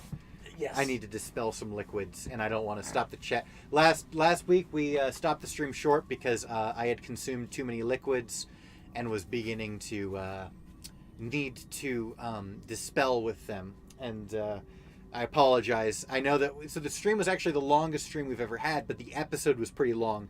So our end game chat was pretty short. Today's storyline. Mando takes Baby Yoda to figure out his future, which doesn't go as planned, and makes him team up with unlikely allies. Pretty good, gamer potheads. And 24 new record. 24 what? Is that the episode length? If it's 24, like, it did not feel like a 24-minute episode. That is 100% sure. Let's see. Oh wait, that's why last week's felt short. Yeah, no, that's why last week's felt short, Calig, is because, I only have a bladder of a certain size, and it only lasts me so long. And plus, last week was a pretty good episode for the drinking game rules, which, by the way, if you guys want to drink along with us, we do not convince you one way or another what you should be drinking. That is completely up to you, whether it's Gatorade, Jawa juice, or something a little bit more adult. Completely your choice, but these are the drinking game rules if you want to play along with us. What we're going to do from future episodes is we're going to ask you guys from the beginning to root for a team. and you have to drink for whenever, like, if Chrome gets something right and I have to drink and you're rooting for me, you got to drink with me. Because right now you guys are just drinking for the drinking game rules, and I'm drinking whenever Chrome gets a prediction right. You're drinking whenever I get a prediction right, and so we're gonna get the chat in on the drinking fun. Get some electrolytes and Gatorade in the systems. 24 people in the chat. Thanks, Rev. Yes, that is a record for us. I think our record before that was 17. But even then, I think it got up to 18 while we were watching the Mandalorian. Yeah, but no one was in chat. Yeah. Like this week, this is spoilers, by the way, if you guys are tuning in now. Once Boba came on, chat was dead until the end of the episode. Like, they were all popping the whole time. Like, little comments here and there, like, oh, that was cool, that was crazy. Or like, oh, Boba's back. And like, but then once the fight started, like, dead silence for like 20 minutes. It was like everyone was just. This was an edge of your seat episode. I've never totally unexpected. Too. Unexpected, out of the blue. I've never had an episode that had me on the edge of my seat the entire percentage of the episode. Like, even the season finale of last season had moments where you'd be like, you sit back and like take in what was happening. This one was just Robert Rodriguez. Yes, the brilliant mind behind Spy Kids. He's done more than that. That's what I know him from. I know I've seen his other films. Here, you can address. I'm going to give chat over to Chrome. He's going to take your questions for the moment. This is the casual. Feel free to ask him all your most hardcore questions. I need to dispel with some liquids, and I will return shortly because I don't want to call this live stream short because this is a crazy episode. So I will be right back. Okay. Well, we got Darnak saying Razor Crest was a figurative hunk of chunk until this week when it became a literal one. We drank for that and made us take a drink for that, so I want you to know that I totally saw that. Goodness, what else? Goodness.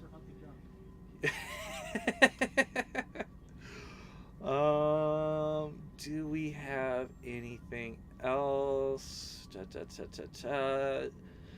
Okay. Gamer Potheads asks, what do you feel on the Dark Troopers? Do you think this is their first experience since their first experience in Star Wars Dark Forces video game and isn't canon anymore? That's not a good question for me. That is, that's for our resident 5-head of the channel. Gosh, I still need to play Force Unleashed, or no, not that one. Jedi Fallen Order, that's the one. He's still shouting at me. Well, here's the thing. You are the one who turned me on to Titanfall. And those of you guys who are fans of the main channel Lore Star, you know that I am always singing the praises of Titanfall because it is the greatest single-player shooter. It is the greatest shooter single-player experience of the decade, for sure. Or first-person shooter. Yeah. It is the greatest first-person shooter story campaign of the decade. You're the one who got me into Titanfall. Titanfall's made by Respawn. Respawn made Fallen Order. I've been telling you for a year now. Over a year. Came out November 8th of last year. You gotta play Fallen Order, man. I think it's on Game Pass now, so I will. But also, try to answer his question on the Dark Troopers. So this was, I feel like you asked it twice. Okay, Pothead. Let me find your comment. What do you feel on the Dark Troopers? Do you feel do you feel this is their first appearance since Star Wars? Well, it's not about feel. It's technically their second appearance since Dark Forces. He's asking whether this decanonizes Dark Forces. Does it decanon? No, Dark Forces has been decanonized since 2012. Okay. Or recanonizes, or it doesn't recanonize Dark Forces. By the way, I don't like the. It's. Wait, hold on. Do you feel this is their first appearance since their first appearance in Star Wars Dark Forces video game, and like, isn't canon anymore? Combative appearance. Like, I feel like this is an in-world question. Like, are these Dark Troopers fresh out of the oven? Like, they've never done anything before this point. Are you sure? Are you sure that's the question? That's what I'm Please interpreting. rephrase the question, Pothead, because I think we're both interpreting your question differently. What I'm seeing is this their first appearance? Technically, it's their second because they showed up in Chapter 5? Or, sorry, not Chapter 5, but... Carl Weathers' Carl Weathers' episode. That was Episode 5, but it was Chapter 13. No, sorry, 12. Chapter 12. They showed up in Chapter 12. So that was Episode 4. Sorry, not Episode 5. They showed up in Chapter 12 at the end. So definitely their second live action appearance. Second appearance in canon. But this was their first appearance in action in canon. Dark Forces is not canon. Dark Forces hasn't been canon since 2012. And we know that Dark Forces also was kind of replaced by Rogue One. The storyline for Dark Forces is like the same as, except they replaced Jan Ors with Jyn Erso. I love the people working at Disney. I love them so much. Not even sly about it. All right, what do you feel about the Dark Troopers? Do you feel this? Oh, no, that's the same question. Yeah. I'm sorry. What does that room look like? Which room, Eric? I'm gonna look back on you, see if I see anything else from you. No, Charles asks, and the finale will be an epic fight, and we will get to see the new troopers finally in action. Are you talking about that one? Doesn't have any electronics in it. You want one with electronics? I was showing him what the room looked like. It looks like lightsabers. There's lots of lightsabers in this room. Roughly 5. I've built all but one. This is the only lightsaber that I didn't build myself. I thought you had another one yet to build. Well, technically, this one I took all the electronics out. I'm gonna have to rebuild it. You got to take that. I don't want to. My name is Ahsoka Tano. Let's see. Wait, hold on. Big Z said to give us all deep lore give us all the deep lore answers. Charles asked what he thinks of his theory, and his theory is the finale will be an epic fight. He will go to retrieve Grogu back, and the finale will be an epic fight, and we will get to see the new troopers finally in action. That's a pretty good theory. Because we didn't get to see him really in action. They grabbed him. Yeah, I think that's very reasonable. That's the question is, we know that Giancarlo Esposito engages in a combat sequence wherein he broke several Darksaber props. Oh. All right. So the question is he fighting against a Jedi, or is it just Din Djarin with a Beskar spear? Goodness.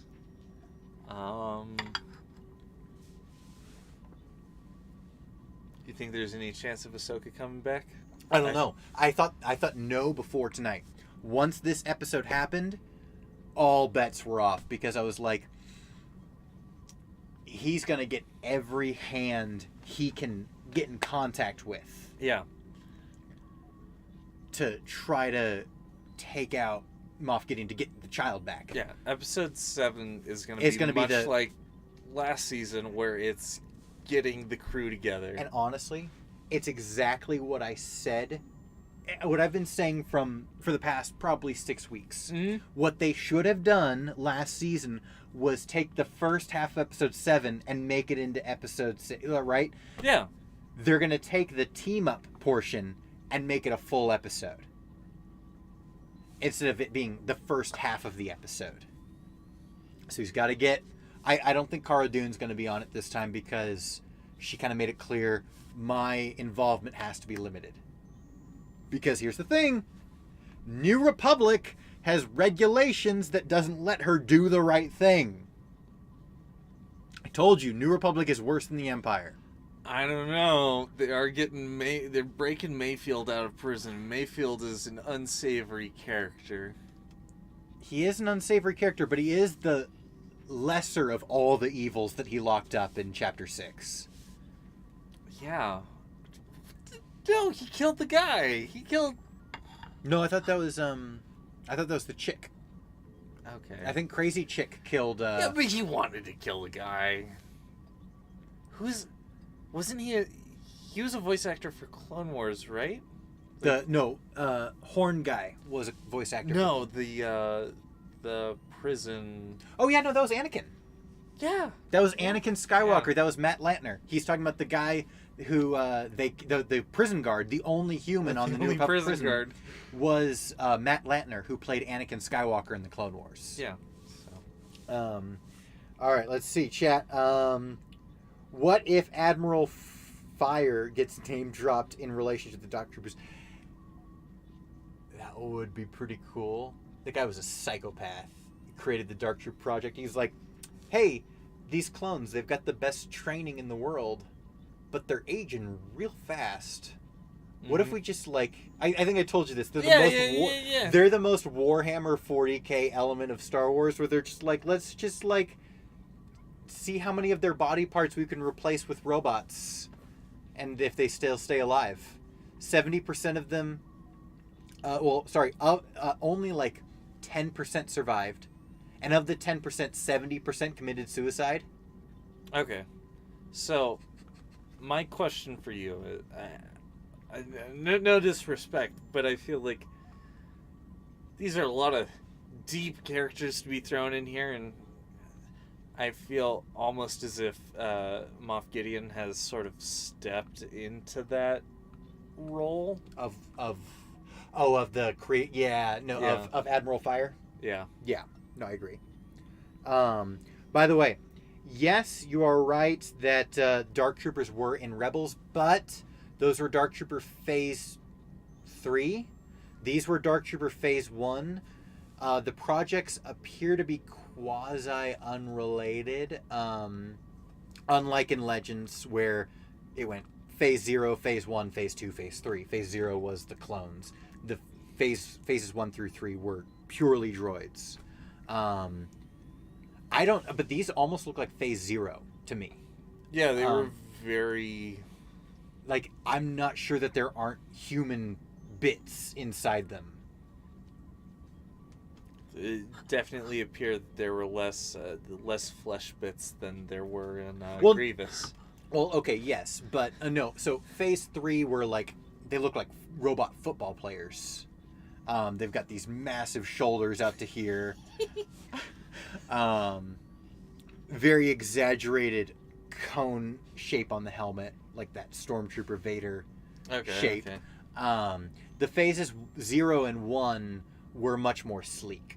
So yes, the phase troopers were there with Thrawn and Rebels, which again is another hint that this group, that Gideon's group, is under Thrawn, because Thrawn was the only one who used Dark Troopers in Rebels, or in the Empire, or at least as we saw in Rebels.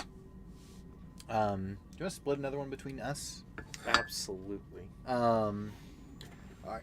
Pre-Vizsla controls the show. Does this mean he's pro Death Watch show? You basically agreed with what I said on Dark Troopers, with them being a new canon, which makes this their first appearance.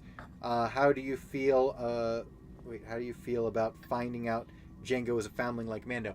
So my big theory last year and this year, I remade it, was... Yeah, George Lucas said that Jango was not a Mandalorian. That's why Dave Filoni put those scenes into Clone Wars.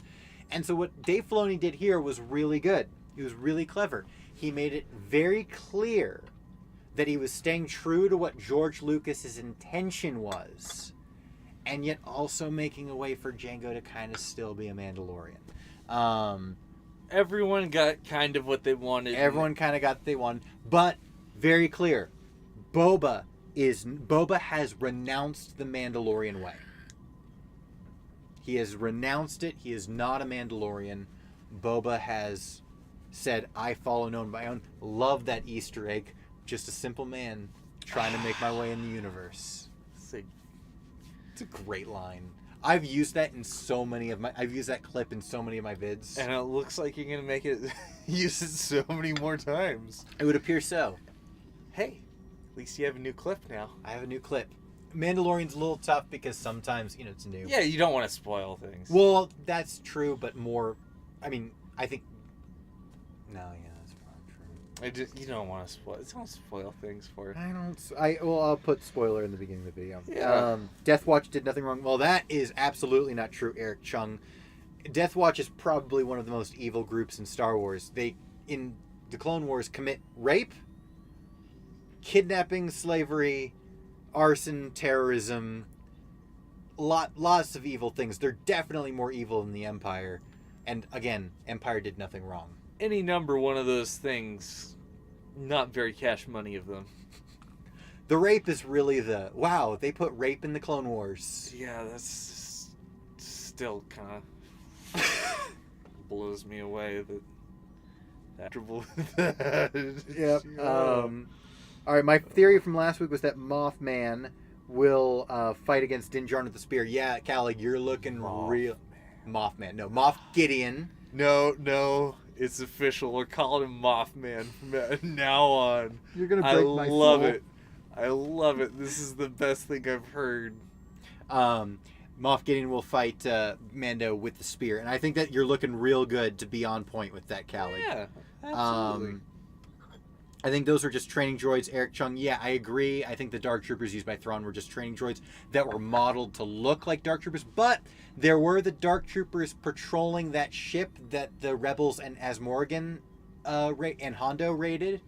Those were very evidently modeled after the Dark Trooper, but those were just called security droids. I think the model was based on Dark Troopers. I think these are the first actual Dark Troopers. Let's see. Pre-Vizsla controls the show. Wait, sorry, I read that one. Imagine if the show drops the biggest haymaker ever and reveals that Jarek as the leader of the Remnant. You know what? It's with the amount of characters and storylines that they're bringing in from Legends, I wouldn't be surprised one bit. The Razor Crest Lego set had an escape pod built into it. I thought it was an Easter egg, but now I'm not sure. It did have an escape pod in it, but what's funny is the escape pod is actually the escape pod that Rey uses from the Millennium Falcon in Last Jedi, which is really odd. I thought that was an odd detail. I looked at that and I was like, that's not from the Razor Crest. I remember because Rey kind of crosses her chest like a mummy with her lightsaber in hand, and she pulls one of these and like launches into the First Order dreadnought from the Falcon, and it's absolutely this escape pod. So it is an Easter egg, just not from the Mandalorian. But yes, Razor Crest. This is not an escape pod in the actual Razor Crest. Standardized parts, Oh, sure. Like maybe they were maybe this is just showing that the Razor Crest, isn't as fancy and has unique bits. I think that really sells the Razor Crest as like kind of being a hunk of junk. It is a hunk of junk, just like the Falcon. Although if the Falcon, the Razor Crest is much more of a gunship. I can't believe they blew it up, man. I don't know, like, what does this mean for the future of the series? Because he has to get a new ship, unless like you were saying, Boba dies and he inherits the Slave One. I really don't know how I'd feel about that. I loved the Razor Crest. Like, that was a new ship. That was like a... You were saying it's been your favorite ship design since... I want to say, or not that it was your favorite ship design, but it was close. it was the most It was the most OT. faithful. Most faithful to the OT since, period. I think it was the most faithful ship to the OT since Doug Chang took over in Ralph McQuarrie's absence. I think it was the most faithful to the OT feel that we've ever had. And Doug Chang has been working since Phantom Menace. Mm-hmm. I posted a tweet about a week or so ago that there comes a point in every man's life where we realize that everything we loved about the prequels was actually from Doug Chang. It's true. Don't forget about John Williams. Oh. Yeah, but I think we automatically know that's different. Like when I think about like the things I love about the prequels, and then I realize, oh, Doug Chang designed the Republic gunship. Doug Chang designed the ATTE. Doug Chang designed the battle droids. Doug Chang designed every mechanical thing. Who did the clones? Doug Chang. Doug Chang, you're my man. He's done every Stormtrooper variant since Return of the Jedi. Nice. Yep. So he did the clones. He did the Shore Trooper and the Death Trooper from Rogue One. What about that heavy weapons trooper that we saw? With the orange stripes? Yeah. Oh my gosh. That was rad. That was super cool. It was like it felt like a callback to Well, we've had a couple of those because last season we had the flamethrower with the red markings, which is actually a Battlefront reference. Yeah. Let's see. I think we're gonna see the Jedi that Grogu calls out to at the end of the last episode. Yeah. Honestly, I want to know who he called out to. well, he didn't. He called out to the universe. Someone might hear him. He didn't call out to someone specifically. I'm surprised. I didn't think he'd call out. I really didn't. But here's my contingency. I don't think he will want to go with the person who answers. The question is who will answer. Yeah. And I think that the two main bets are not two main bets, but the two logical options are Luke and Cal Kestis, who is the hero from Jedi Fallen Order. Yeah. Now, I think Luke, since he's not going to go with them, I think both are equal options, but he's not going to go with them. I don't think it's Mace Windu. I think Mace Windu's dead. I would assume that he's dead as well. Last I saw of him, it seemed. No, he's the dominant fan theory. Okay. I think he's pretty dead. Now, here's the thing: Samuel Jackson doesn't think that Mace Windu is dead. That's the big evidence. And Samuel Jackson will take every job he can get. So, like, well, he'll certainly, he will take any offer he's given. I heard that. So, like, if they offered for him to be on this show, you know he would say absolutely yes. There's no question. It's not like, oh, this actor's a little too big to get on the show. No. Samuel L. Jackson says yes to everything. That's what makes Samuel L. Jackson so wonderful. So wasn't he on Unbreakable? He's been in a couple. Well, I know he's been in a couple things. Don't give me that. Yes, he was in Unbreakable. He's in Jurassic Park. He's in Jurassic Park. All right. He's the black guy in Incredibles. Yes. Frozone. Yeah. What's up, Mo Idris? My friend thought that a power core. Wait, my friend thought it was a power core. Like it's a Lego figure. It fits a Lego figure. Yeah, you can put a Lego guy in that escape pod. Like you can fit them in there. Call back to the 212. Yeah, like that orange was similar to the 212. Yeah, it was interesting. They were doing that last season. They're doing it this season. That's kind of cool. Best ship is objectively the B-wing. Don't at me. Ooh. All right, at Eric Chung. Honestly, I'm a huge fan of the B-wing, and it's been growing on me in the years. And by the way, B-wing is coming to Squadrons this month. I'm really interested to see how that's going to play out because it has a gyroscopic cockpit, which means as you roll, it's very possible you don't actually roll. Mm-hmm. Like, your ship will roll around you. That would be wacky. It would be so weird. Like, I'd be so disoriented. It's almost 5 a.m. here. Gotta go. Wesley, thank you so much for being here. Have a good night. I'm sorry if I caught this a little bit after. This is 3 minutes ago that you sent that, but thank you for being here. We really appreciate it. And we'll see you soon. Luke needs to be the one to hear it. I need it to be Luke, says Eric Chung. And I think it's possible, since we know that the child isn't going to go with him. We know the child's going to stay at the Mandalorian. Someone's going to answer the call. It would be cool if we got a little cameo from Luke. There's been talk of, I can't remember the actor's name, but there's someone who looks like he was made to play a young Luke Skywalker. Like, God just crafted him just so he could play a young Luke Skywalker. And I'd be down for that. I think he's more likely than Cal Kestis, since we know that the child isn't going to go with him.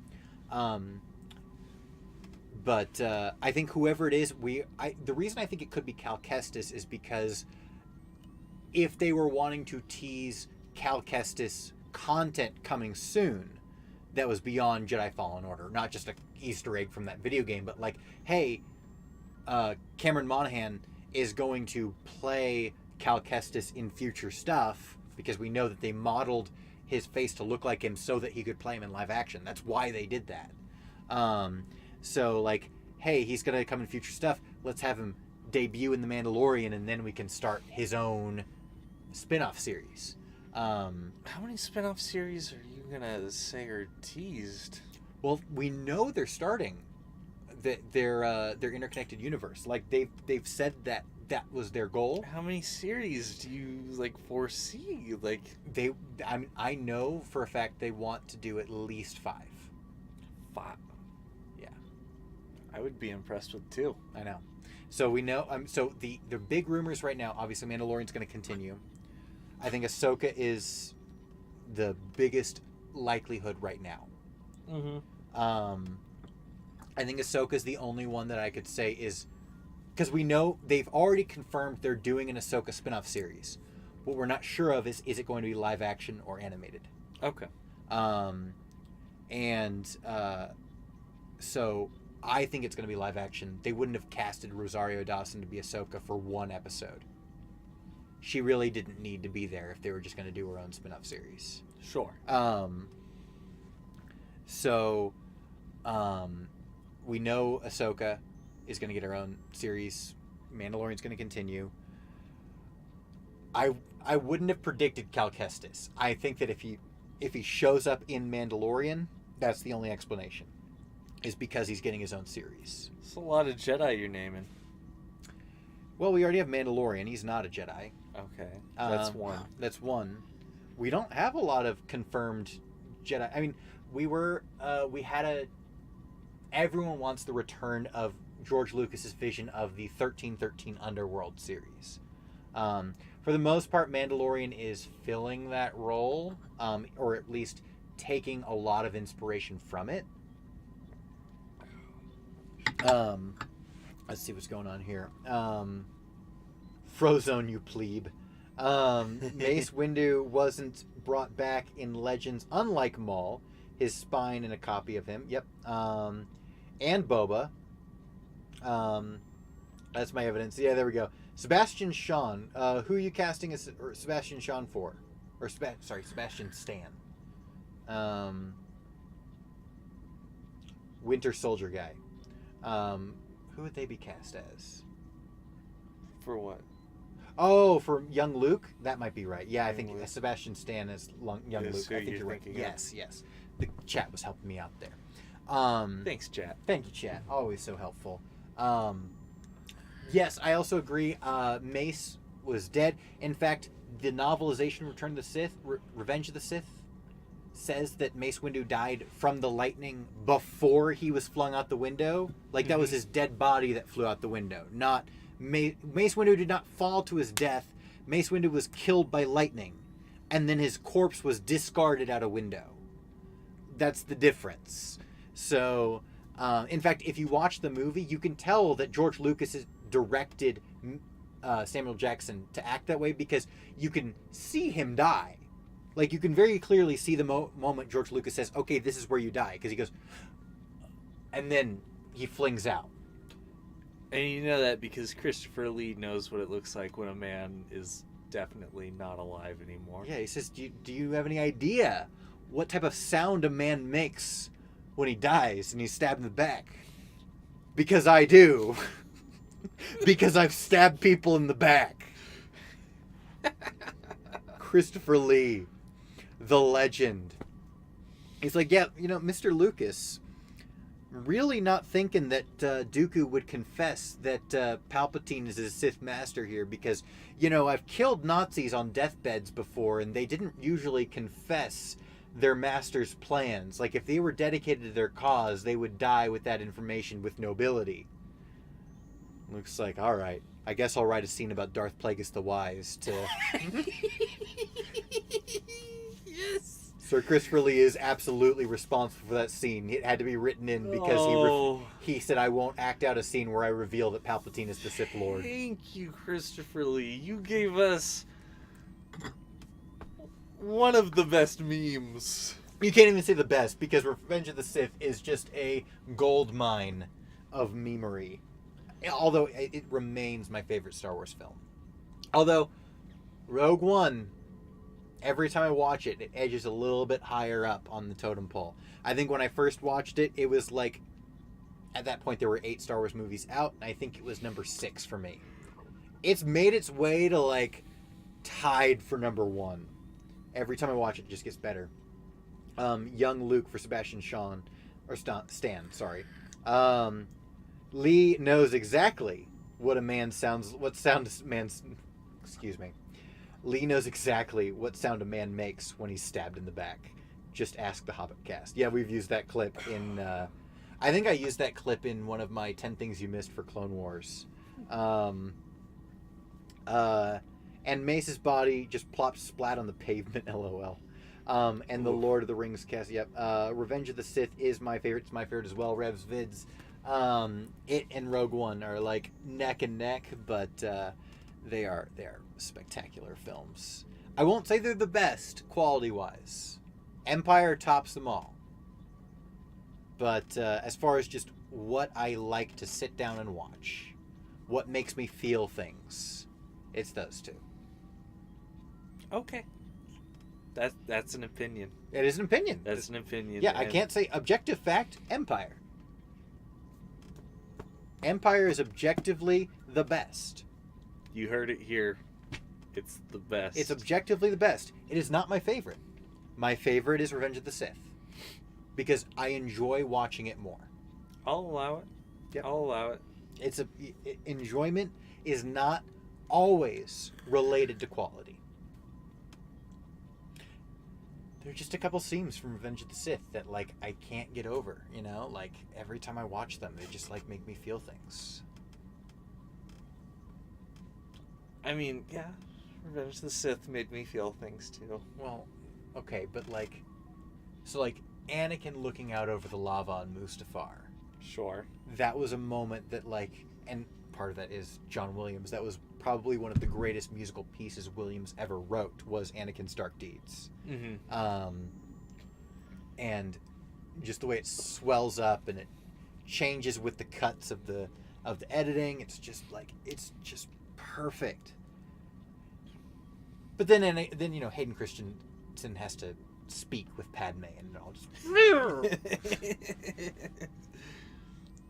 I saw your ship. Are you all right? Like, no, stop. And I know it's not his fault. It's George Lucas. He can't direct actors who need to be directed. That's why Harrison Ford and Alec Guinness were the only good actors in the original trilogy. Well, okay, Peter Cushing and James Earl Jones. I'm going to add them to the list. You got any to add? Oh, what about Billy D. Williams? He did Lando. Oh, yeah. Phenomenal job. Totally have you. I have no He did problems great. with them. He did great. And I'd say that Mark Hamill hit his stride by Return of the Jedi. Yeah. Sure. Sure. Sure. Sure. Okay. Anyway, all right. So let's bring out the get the whiteboard. Let's rank. Whiteboard. Let's list this episode where it falls. So we're gonna remind everyone what our rankings are. We gotta bring these up every week. All right. So the current rankings for both of us. So for me, number 1 is The Redemption, which was Chapter 8. Number 2 was actually last week's, or previously. We haven't ranked this week's episode yet. Last week's. Number 2 is last week's episode, Chapter 13, which was the Jedi. The Jedi. The Jedi. Oh, gosh. Number 3 is The Marshal, Cobb Vanth's episode. Number 4 was The Sin, which was just so good. It's a great one. Number 4 was The Heiress, which was the one where Bo-Katan shows up. Number 6 was The Reckoning, which was Chapter 7. Number 7 was Sanctuary, an odd pick. Most people don't rank it so highly. But Sanctuary was the one where they have the big ATST. Number 8 was The Prisoner, Bill Burr's episode from last season. Number 8 was The Siege, which was 2 weeks ago's episode. That was chapter 12, I think. Yeah. Carl Weathers' episode, the one he directed. Number 10, The Mandalorian, Chapter 1. Number 11 was The Child, Chapter 2. Number 12 was The Passenger. Now, number 12 and 13 are the only ones I actually had problems with, which were The Passenger and, of course, The Gunslinger, ranked last on my list. Mm-hmm. All right, and your list was... Well, oh, goodness. Poor people on the other side hearing that. Yeah, sorry. Did that smack on the speaker? It hit this. Oh, it hit the thing. thing. Yeah, the thing. The pop filter. Yeah. I'm pretty sure it didn't filter out that pop. So for me, also, loved The Redemption, that season finale. Season 1 finale. Perfect episode for me. I also love... Taika Waititi just knows what he's doing. I might like it for different reasons than you. Why do you like it? I don't know if I'm capable of expressing. So here's the thing with Taika Waititi, though. He can have an episode that has comedy and action and gravity, and somehow they don't conflict with each other. Yeah. That's the key. Yeah. Because, like, the guy who directed The Passenger, he nailed the comedy. It's the guy who directed Ant-Man. I can't remember his name. I keep wanting to say Paul Rudd, but that's the guy who acted as Ant-Man. That's Ant-Man. Yeah. No, it's the guy who directed... It's the guy who directed Ant-Man. He nails the comedy, but he doesn't get the gravity, right? Yeah. It comes at the expense of the gravity. Taika Waititi can somehow capture all three. And so people who like comedy or people who like action, people who like gravity, all are attracted to that film because, like Last Jedi, the comedy undermined the gravity, right? Yeah, for some people. We can all agree on that, I think. Yeah, I don't want to speak for anyone, but I'd it definitely did for me. I'll say that I've never met someone who didn't feel like the comedy undermined the gravity. Now, there are people who thought that it was a worthy trade-off. I felt like I could say that about all the sequels, though. Okay, but Last Jedi, I think, was the most heavy in its comedy emphasis. Yeah, sure. And I'd say that there were people who thought it was a worthy trade-off. Yeah. But I don't think anyone thought that it had gravity in the moments that there was comedy. What about you, Mama? It was funny. There was no gravity. That's where I'm going to disagree. It was funny. I didn't think it was funny. I'm sorry. Okay, but it was comedic. I understand why people thought it was funny. I understand why people thought it was funny. Okay, but okay, so just to say, Redemption. I thought Redemption, Taika Waititi, fantastic. I would be blown away if we get there to beat that, but also at the same time, Mandalorian, you keep surprising me. I'll take it if you beat the Redemption. I won't be sour on that. last week's episode, the Jedi, come on, it had the samurai duel and the Old West duel happening at the same time. That's like a no-brainer. Why haven't we done this in the Star Wars at all? Come on, we're set up for it. We have the potential, and you never did it before, and now we have, and it was wonderful. It was magnificent. It was so much of that episode was so good. And Grogu just says Grogu a bunch, and it's adorable. And we get that again this episode. Yeah. Real quick pause because chat for some reason was not loading on my phone, so I closed out and pulled it back up, and we missed out on a bunch. Okay. So real quick, as George said, Star Wars was meant to be a space opera, not an action movie. This is correct, Revsvids. Eric Chung says you would say that Return of the Jedi is your favorite. There are some things that drag it down. Any scene with Luke and or Vader is absolutely perfect. I agree. I think that going back to Endor, I think the Leia and Han chemistry is perfect. I think the Ewoks. Are you upset with Anthony Davis becoming Daniels? Anthony Daniels. I'm gonna stop talking now. Anthony Daniels becoming god of the Ewoks. No, I'm not. It's only Ewoks versus Stormtroopers. Everything of the Ewoks up until the final battle. I love the Ewoks. I love the Ewoks for trying to eat them too. Yes. Okay, no, no, don't sing their it's better than Yub Nub. Yub Nub, officially the best thing to be taken out of the remasters. They took out Yub Nub and replaced it with the victory song. If you have not heard Yub Nub, look it up and you will be going, you know what, George? I get why you changed that. It's dreadful. Let's see. Since Star Wars is supposed to rhyme, do you think Thrawn will reveal a similar Thrawn will have a reveal similar to the Empire in in Empire Strikes Back? Ooh. Well, that's what I was saying. Is I think he'll show up in hologram. Yeah. He'll be teased. I think it's going to be closer to Thanos in the end of Avengers, where it's like, hey, Thrawn is the mega villain behind all of these new Disney Plus Star Wars spin-off series that are going to start coming out. Thrawn is going, we're going to have an Ahsoka series. We might have a Cal Kestis series. We might have a Boba Fett series. But in each one's going to have their own villain. Moff Gideon's going to stay the villain of the Mandalorian. Ahsoka's going to get her own villain. Boba Fett's going to get his own villain. Cal Kestis is going to get his own villain. But all of them answer to Thrawn. And Thrawn is the one pulling all the strings across everything. And he's going to be this decade-long villain. I really hope it doesn't happen, but I am going to laugh so much if Moff Gideon dies this season. He won't die I'm going to laugh at you. Sneering from my tower. Oh, no, Eric.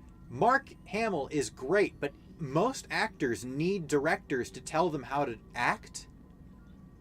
And Mark did at the time. He needed a director to tell him how to act because that's what a director is supposed to do. This was his freshman effort, I think. Right? Like directors are supposed to say, "Hey, here's your motivation. Here's what your character's feeling. Act because you feel these ways." That's what a good director does. Yeah. And unfortunately, George is many things. He's magnificent things. I'm not dunking on Mark. I'm dunking on George. Yeah. Because here's the thing. Mark Hamill said he'd go to he'd go to George and be like, "Hey, so Star Wars, is this a parody or is this serious? How am I supposed to be playing this?" And George's like, "Why don't we just shoot it now and we'll talk about it later?" And Mark's like, "Okay." Yeah. Okay. And of course, he revealed 40 years later what that meant was, we'll never talk about it later. And so, George couldn't direct actors. He could direct, set pieces. He was one of the best world builders of our generation. Yeah, absolutely. But he just couldn't direct actors. He didn't have that skill set. And so, episodes 5 and 6, he outsourced. He had other people direct the actors, which is why they're better. George directed a total of 4 movies. A New Hope, Phantom Menace, Attack of the Clones, Oh. and Revenge of the Sith. Yeah. Which, of all the strengths of Revenge of the Sith, the acting is not one of them. That's George Lucas's big flaw. He can't direct actors. Now, George Lucas is magnificent. Mark Hamill is magnificent. He's a great actor. Especially when he has a director that knows how to tell him, like, hey, this is what you're doing. At least when he was, like, super young. Right, like, but and also, like, he's when Star Wars definitely wasn't grown. established yet, once Revenge of the Sith, Return of the Jedi came out, they wanted to call it Revenge of the Jedi. That's why I keep getting confused.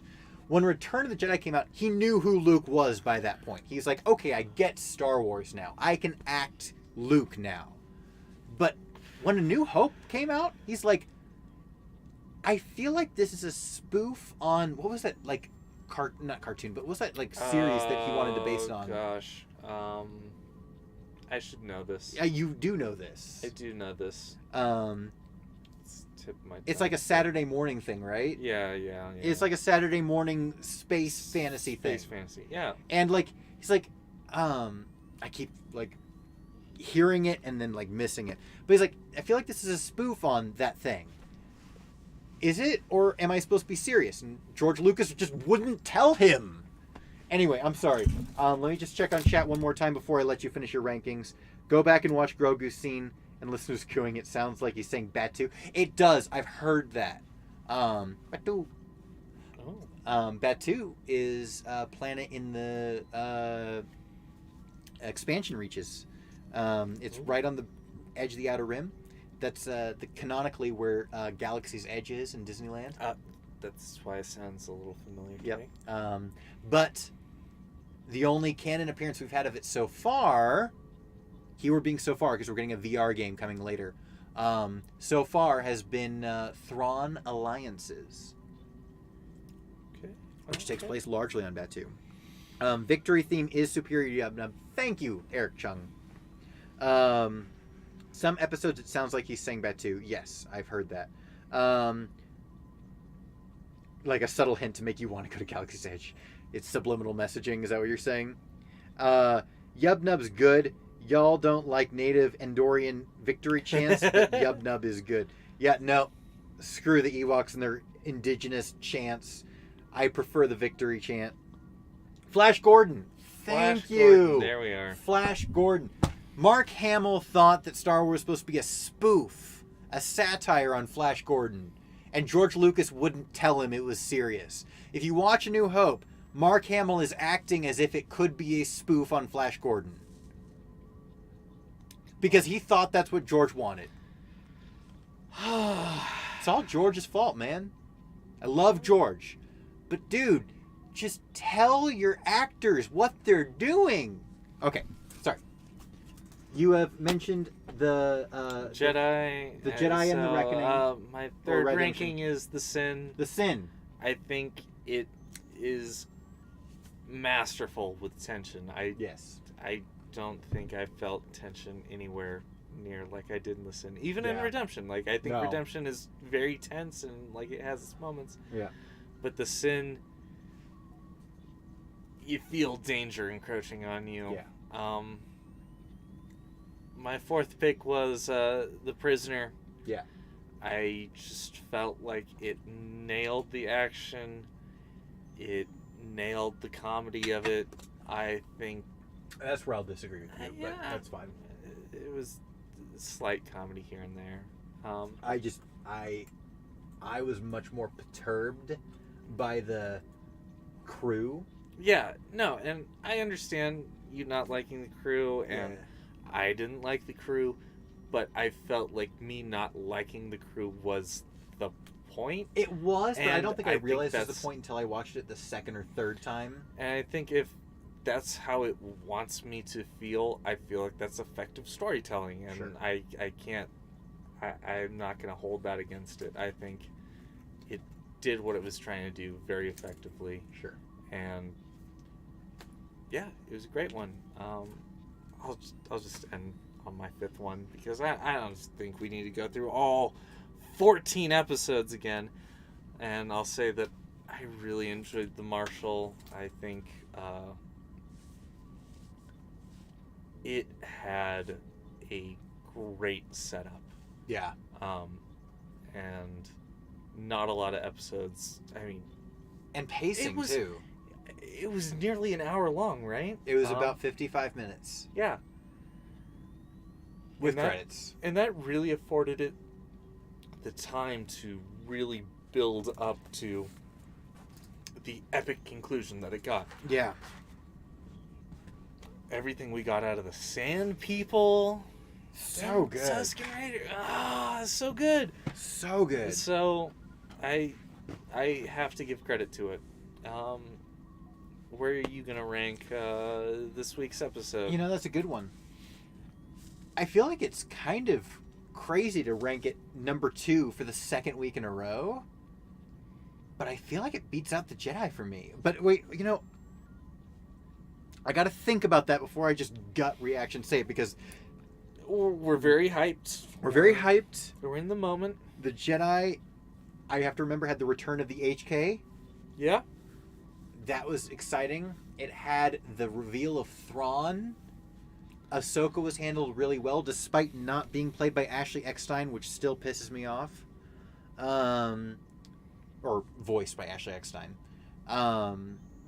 We knew Rosario Dawson was going to play her. And we had the samurai and Western melding perfectly. Yeah. But this one, we had so many of the stops pulled out. Razor Crest is destroyed. Child is captured. Boba Fett is back. Like, there is nothing off limits in this episode. Yeah. Nothing was off limits. And so I'm going to say it is going to be number 3, but by a hair. Yeah. Does the Jedi beat this one out?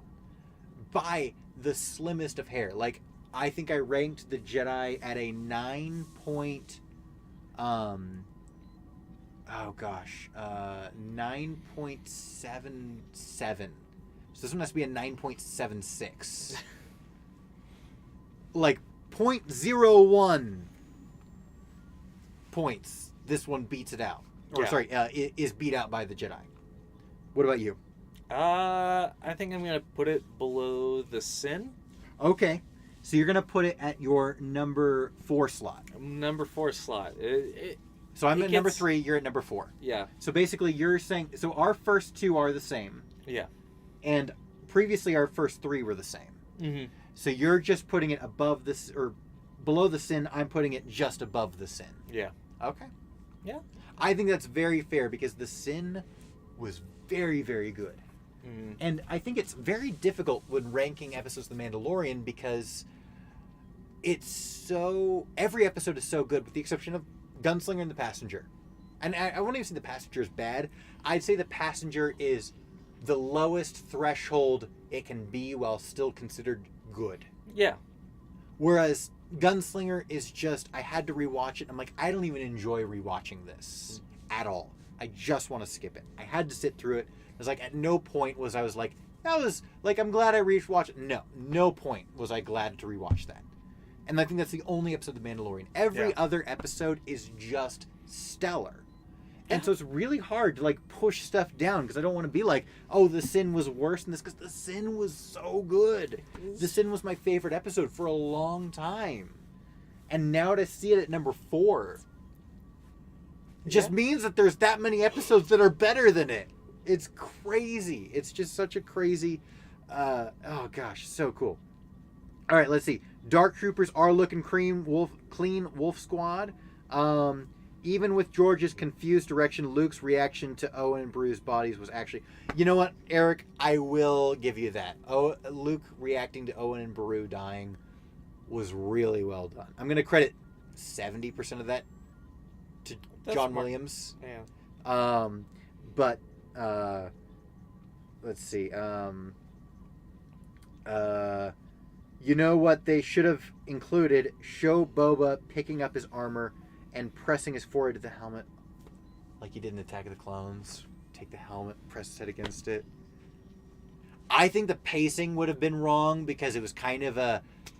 Yeah, it was moving quick. It was moving, like, well, there was battle going on. And it would have been really, like, I'm not saying he couldn't have done that from a character perspective, but I'm saying from a filming perspective. Get like a scene where he runs into the Razor Crest, he grabs the helmet, and there's just like this slight moment where he's like, that, honestly, now I'm sad that we didn't get that. yeah.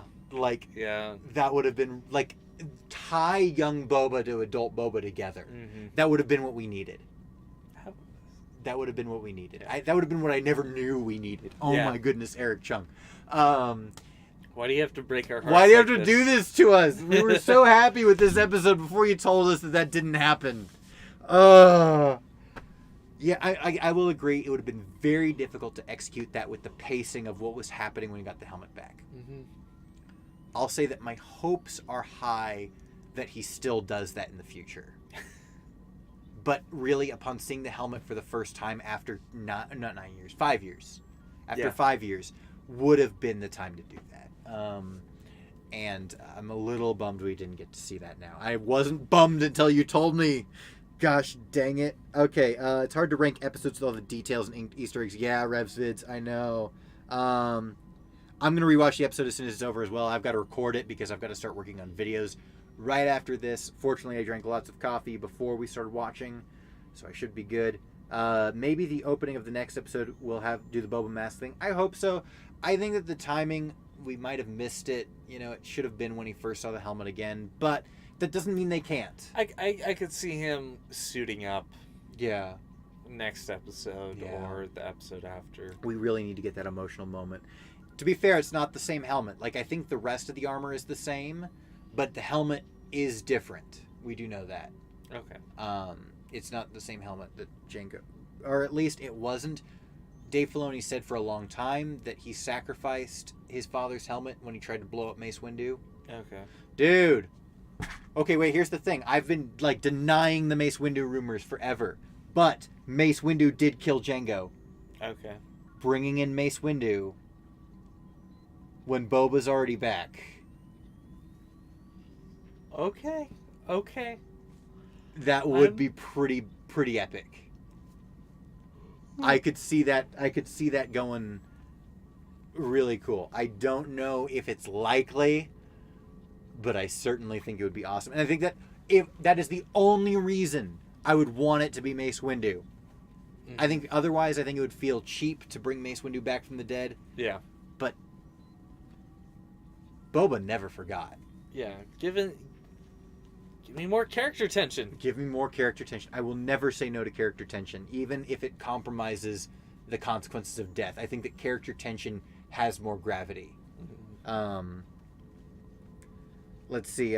Might just be me, but the Dark Troopers have Iron Man vibes. Well, of course.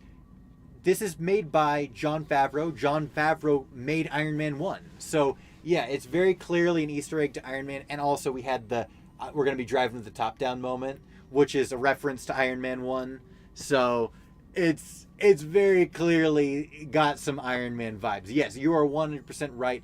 I think it's intentional because it's a Jon Favreau Easter egg. Windu versus Fett round 2. Fight!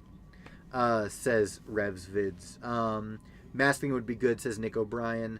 Not just you, Nick, about the Iron Man vibes. Okay.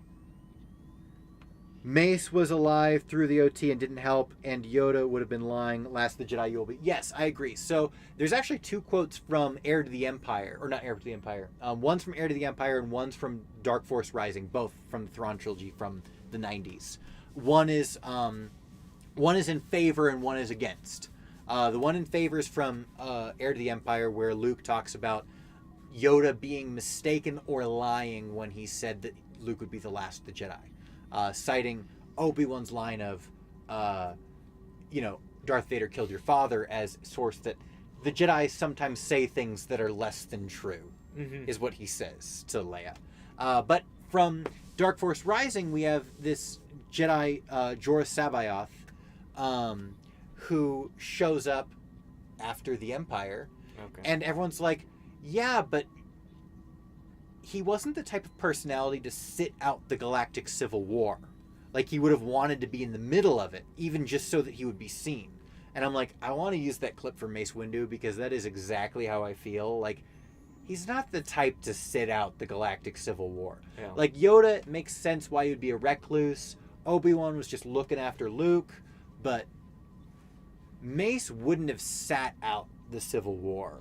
Like, there is no reason he would have done that. It does not make sense. So, I can't see any logical justification for it. I think we're going to wrap up the stream real quick. So, if there's any final questions, final thoughts.